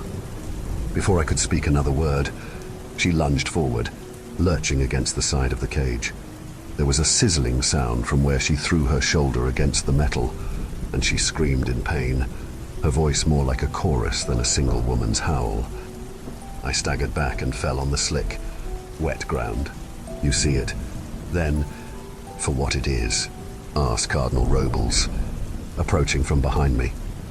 I nodded.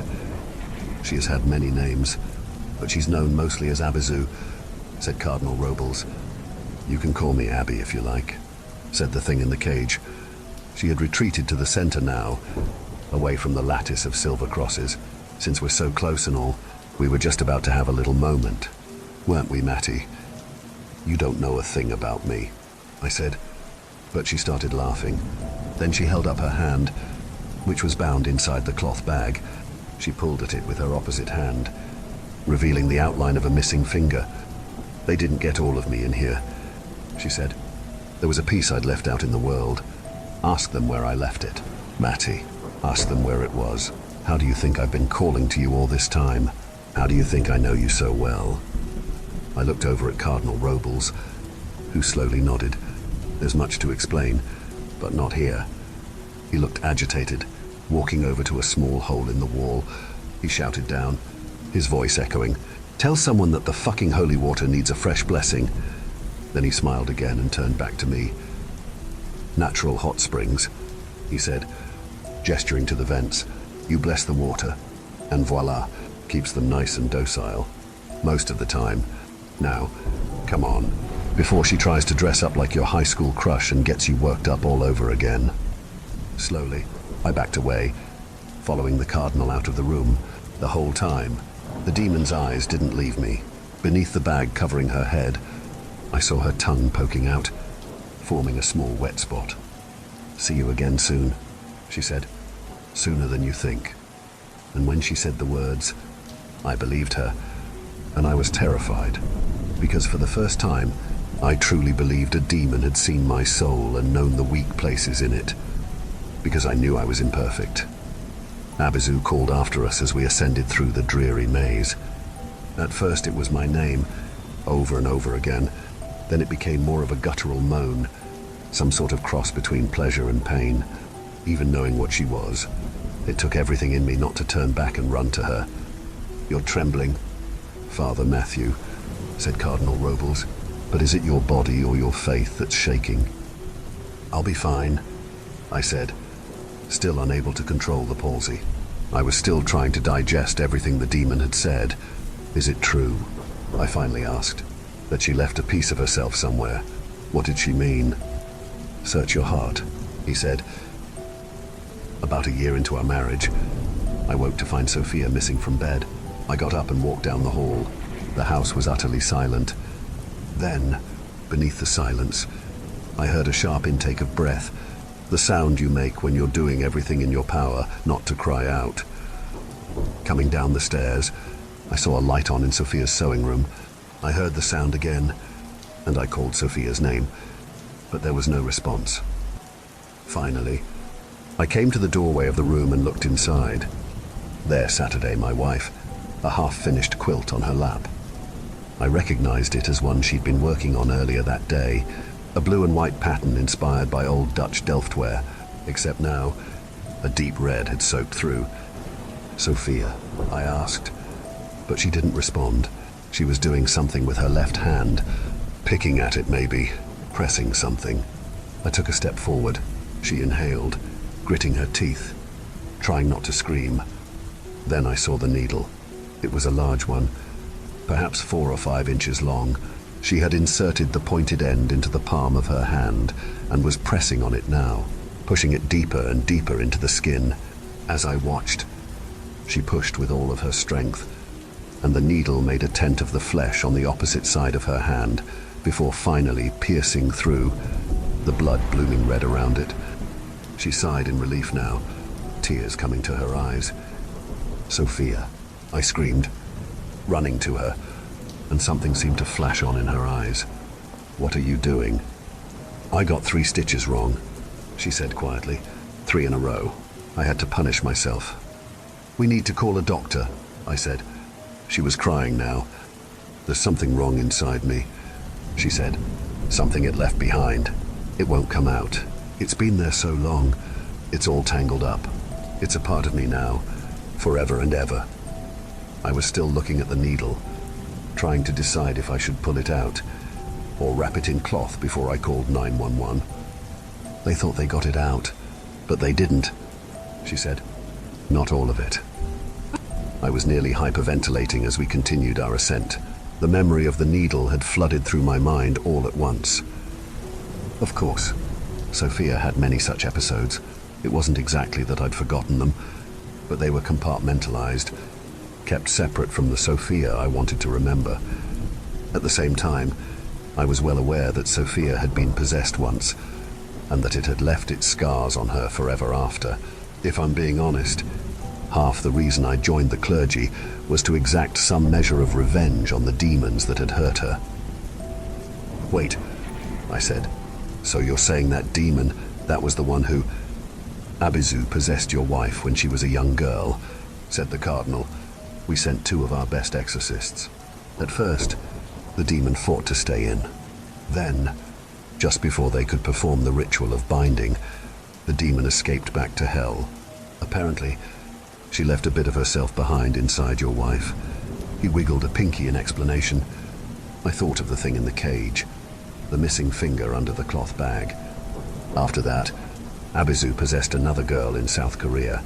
He went on, then a young mother in Australia, a grandmother in Spain. She would use their flesh to fulfill certain desires before discarding the bodies. She moved quickly. In each of those cases, we couldn't catch her fast enough. Our priests arrived to find corpses. Finally, she grew bold and tried to possess a nun in Milan. That time, I went personally and bound her before the demon could escape. Now Abizu remains in the nun's body, caged up as you saw her. She won't hurt another soul. As he spoke the last words, he opened a door and we entered a light-filled room where the air no longer smelled of sweat. For the first time in hours, I felt I could breathe. Now you understand, I hope, the need for what we do, he said. I nodded weakly. The question is, he said, now that you know everything, do you want to join us? I nodded again, but with more confidence this time. I want to catch as many of these bastards as we can, I said. I want to fill this dungeon.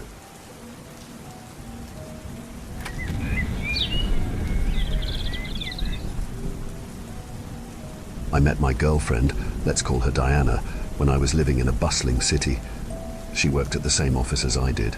We had known each other for like a year or two when we started dating. She would tell me stories about her hometown and the paranormal activities that occurred there. She was one of those people who are deeply interested in the paranormal. I did not believe her stories, because I didn't believe in paranormal stuff. She would always look so full of life whenever she talked about paranormal activities or stories she had heard from other people. After a few months since we started dating, she got a job at her hometown and moved there. I wanted to go there with her, but there were no job openings there. Not for the first few months, at least.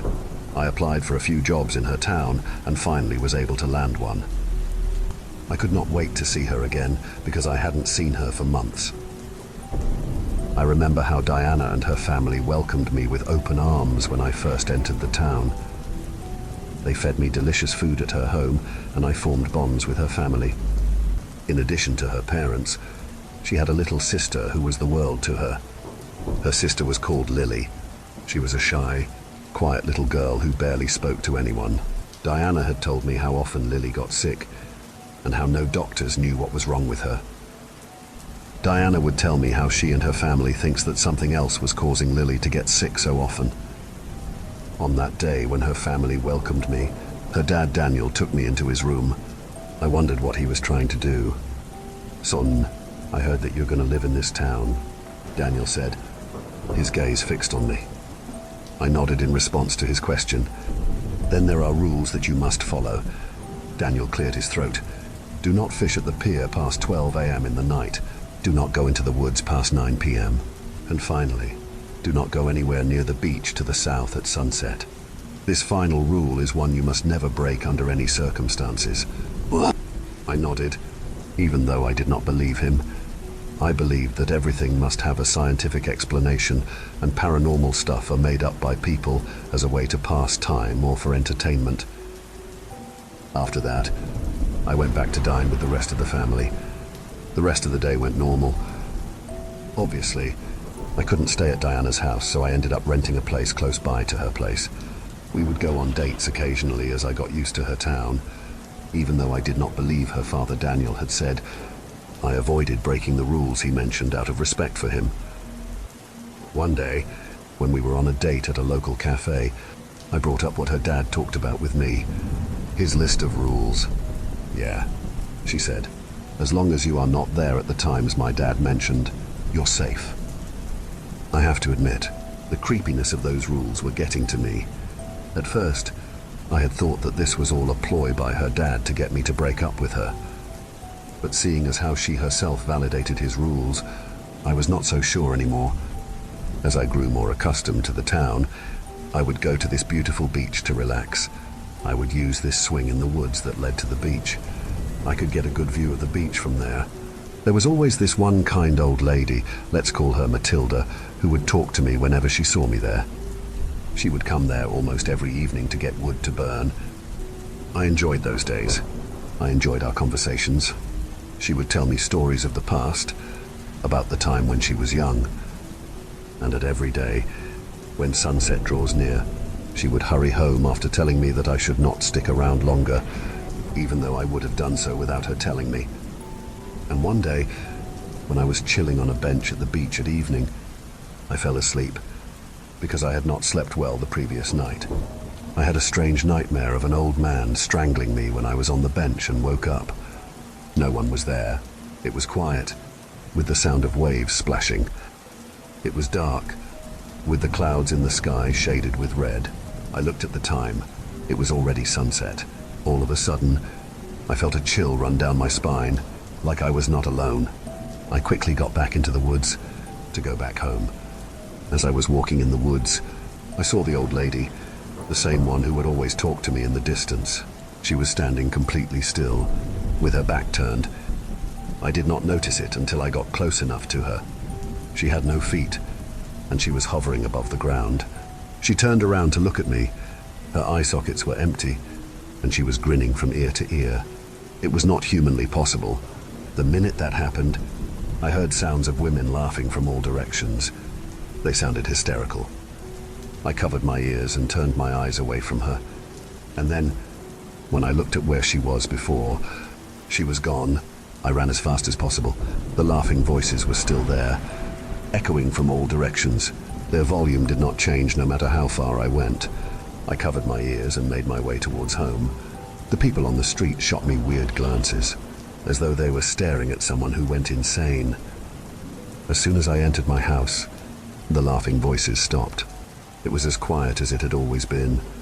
I went into my room and plucked the courage to look through GHE window. Nothing was out of the ordinary. I looked at the sunset sky and wondered if this was going to continue. At that point, Daniel's warnings replayed in my head. Don't go anywhere near the South Beach at sunset. I wondered if this was the beach that he had talked about with me before. I was worried about what might come next. I stopped going to that beach, but the feeling was always there. I felt like something was watching me no matter where I went. Sometimes I would feel someone touching my shoulder or pull my clothes lightly, and no one would be there when I would turn around to look. I did not tell Diana nor anyone about this. I believed that it was my burden and my burden alone. I did not see the old woman either. For days, ever since this happened, I used my free time to walk around town. I did not pay attention at the time, but I would never see the old woman when I walked around town. Many days passed this way, without further incident. One day, as I was going back home from work, I noticed the old lady standing there in the woods. She gestured me to come closer, but I was too afraid to go to her. She kept gesturing over and over, but I paid no heed to her. As I passed by her, I gave her a glance. She looked normal, like she usually does. I still could not get over how creepy she looked at sunset on the last day I saw her. Seeing how she looked normal, I told myself that whatever I saw and heard the other day must have been my imagination. As soon as I went up to her, she smiled. "Hey, Sonny," she said. "It's been a while since we last saw each other. How have you been doing?" "I have been fine, I guess," I answered. "Sonny, I have a present for you. Can you come with me?" the old lady eagerly asked. "Sure, I guess," I answered with a moment of hesitation. After gesturing me to follow her, she took me to her house in the town. It looked beautiful, as though it was built yesterday. It was filled with lights. Upon entering her house, I noticed that it was completely empty. "Do you live here alone?" I asked, my tone curious. "Yes, I have a few children, but they are all out of town," she answered. She led me into the living room and gestured me to wait. The house was well lit, with a lot of colorful, small lights. It looked as though the house was prepared for a party. Not too long after, she brought me a slice of chocolate cake. "Take a bite, Sonny," she said eagerly. Without wasting any time, I took a bite from the chocolate cake. But the minute I did that, it tasted like mud, and I instantly spat it out. The old lady was still there, observing me eagerly. She started laughing, "Sonny, take another bite," she said. "It tastes terrible," I said to her. She looked disappointed, and then she took the cake slice and went out of the living room. I was puzzled as to why the cake tasted like mud when it was clearly a chocolate cake. I still had the bad taste of it in my mouth. It was enough to make me feel extremely nauseous. I could not stay there any longer, so I went out of the house and rushed towards mine. I was getting weird looks from people on the street again, like I was an insane person. I could not stop to think about it at the time because I was too nauseous. As soon as I got back home, I vomited in my bathroom on the toilet. I did not look at it and flushed the toilet. My whole body felt weak, as though I had a bad fever. I lay down on my bed to rest and fell asleep briefly. I woke up from my phone ringing. It was Diana calling me. I picked up. "Babe, are you okay?" Diana sounded worried. "Yeah, I'm okay. Just feeling a bit nauseous, that's all. I'm feeling better now," I said without thinking. "That's good," she said as though she did not believe me. I sensed that there was something odd. She was unusually silent and did not say anything for a while. "Babe, please tell me the truth," she said, with a serious tone. "What were you doing at the graveyard?" A chill went down my spine. I was genuinely puzzled at her words. "I did not go to any graveyard." "What?" "I didn't go to the graveyard since I came to this town," I said, genuinely confused. "Babe, a lot of people saw you at the graveyard eating dirt," she told me. "You left before anyone could intervene." Hearing this chilled me to my core. Was I losing my mind? Was I actually eating dirt in the graveyard? Or did people mistake me for someone else? Recalling what happened in the past, I came to the conclusion that what my girlfriend was telling the truth. We talked a bit more and she genuinely sounded worried. After that, she hung up the phone. On the next day, as I finished work, Daniel called me and asked me to come as soon as possible. So I went there. I knocked on the front door and Diana opened it. She looked worried. She gestured me to come in, so I went in. She led me into the living room and had me sit down on the couch. She sat right next to me and held my hand tight. A few moments later, Daniel entered the living room and sat down next to Diana. "So, son," he started, "I hear that you did some questionable things in the graveyard." There was silence in the air. I hesitated to talk. "Well," Daniel broke the silence, "because this happened. You must have stayed on the South Beach at sunset." He was right. I nodded. His expression changed to a slightly angry one. "Son," he said, "I told you clearly. Do not stay at the South Beach at sunset." I explained to him what had happened to me there in full detail, as well as everything that happened between me and the old lady. "I see. You've been seeing this old lady almost every evening?" Daniel asked. "Yes," I answered. "What did she say her name was?" Daniel asked. "Matilda," I answered. Daniel's eyes widened. I looked at Diana. She had the same reaction. There was silence for a few moments. "Son," Daniel replied, "Matilda died years ago. She is my mother, and she is Diana's grandmother." It shocked me to my core. I could not believe it. This meant that the old lady I was talking to all along was Diana's grandmother. Questions popped up in my head one after the other. Why did the old lady lie about her children being far away if she was a ghost? Was she evil or something? So that's the shape it took. "Huh," Daniel said, as though he was talking to himself. "What do you mean?" I asked him. "That nasty thing, it's not real. She is not real. That is only one shape among many others that nasty thing takes," Daniel said. "Even my daughter Lily..." Daniel suddenly stopped. "It's okay, Dad," Diana reassured him, holding his hand. "My daughter Lily," Daniel continued. "That thing is tormenting her too. We only realized it recently." I was shocked. So the thing that has been causing Lily to get sick all the time was that thing. Almost right at that time, Lily entered the room. She looked at me and smiled. "Mr. Humpty likes you. Big brother," Lily said to me. "Mr.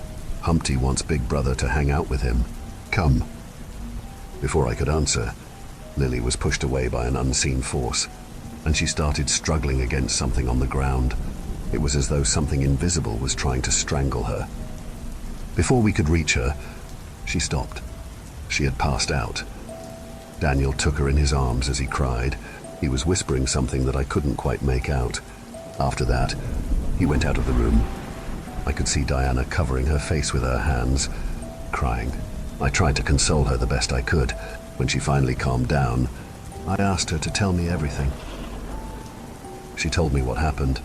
They were having a barbecue in the evening, near the woods with their neighbors. Lily was playing with a few girls her age. When they took their eyes off Lily, she disappeared into the woods. They searched for her all over the place, only to find her standing still at the South Beach at sunset. She had been acting like that ever since that event. She would get frequently sick and would not be able to get out of the house. According to Diana, they were a safe distance away from the South Beach. She had no idea about how Lily went to the South Beach through the woods. There was no doubt in my head about it. Lily went through the same thing I did. Diana also told me that people who have been targeted by the entity see it in different forms. For me, it was in her grandmother's form. For Lily, it was someone divided by something else. Diana told me that someone was brutally murdered by some thugs at the South Beach at sunset nearly 40 years ago. I knew what she was getting at. It was his vengeful spirit that was haunting the South Beach. Obviously, it was a lot for me to take in. My entire world has changed within a span of a few days. Above all, I knew that whatever that thing was, it wasn't done with me. Deep in my heart, I wished that that thing would leave me alone. As much as I did not want to believe that it was real, I did. I wondered why others were fine, even though they went to the South Beach at sunset. Why Lily? To this day, I'll never know. Diana didn't seem to have an answer either. In the following days, the activity intensified. I would hear distant laughing, talking nearly every time I went outside. Activity started happening everywhere except my home. The other day, my coffee mug was pushed by an unseen force, breaking it to pieces when it hit the floor. Another time, I would see shadow figures moving at humanly impossible speeds, so I reduced the time I spent outside. My contact with Diana was very limited. I could not pick up her calls, even though I knew she was worried. My mind was just too occupied with the activity that was happening to me. The activity at my workplace worsened as I stopped going outside except when I had to work. The shadow figures I would see in my workplace evolved into unnatural entities. One particular day, as I was working past the normal hours, without anyone else but me, I caught something in the corner of my eye. In a cubicle in the same row as mine was a shadow-like face with no features except for its gigantic eye. Only half of its face was visible. I jolted. As if noticing my movement, it put its head back in the cubicle it was in. It was only there for a moment. I did not take my eyes off the cubicle it was in and went up to that cubicle.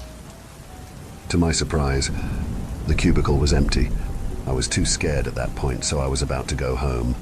As I reached the exit, I saw a creature, the same creature from before, with its gigantic eyes. This time, its face was visible. It was a distorted face. Its body was like a bodybuilder's. It had 8 legs that on its human-like torso. It looked very much like a spider. Upon seeing it, I heard hysterical women laughing from all directions. At least, that is the thing I remember before fainting. On early morning the next day, I woke up in the graveyard without knowing how I went there.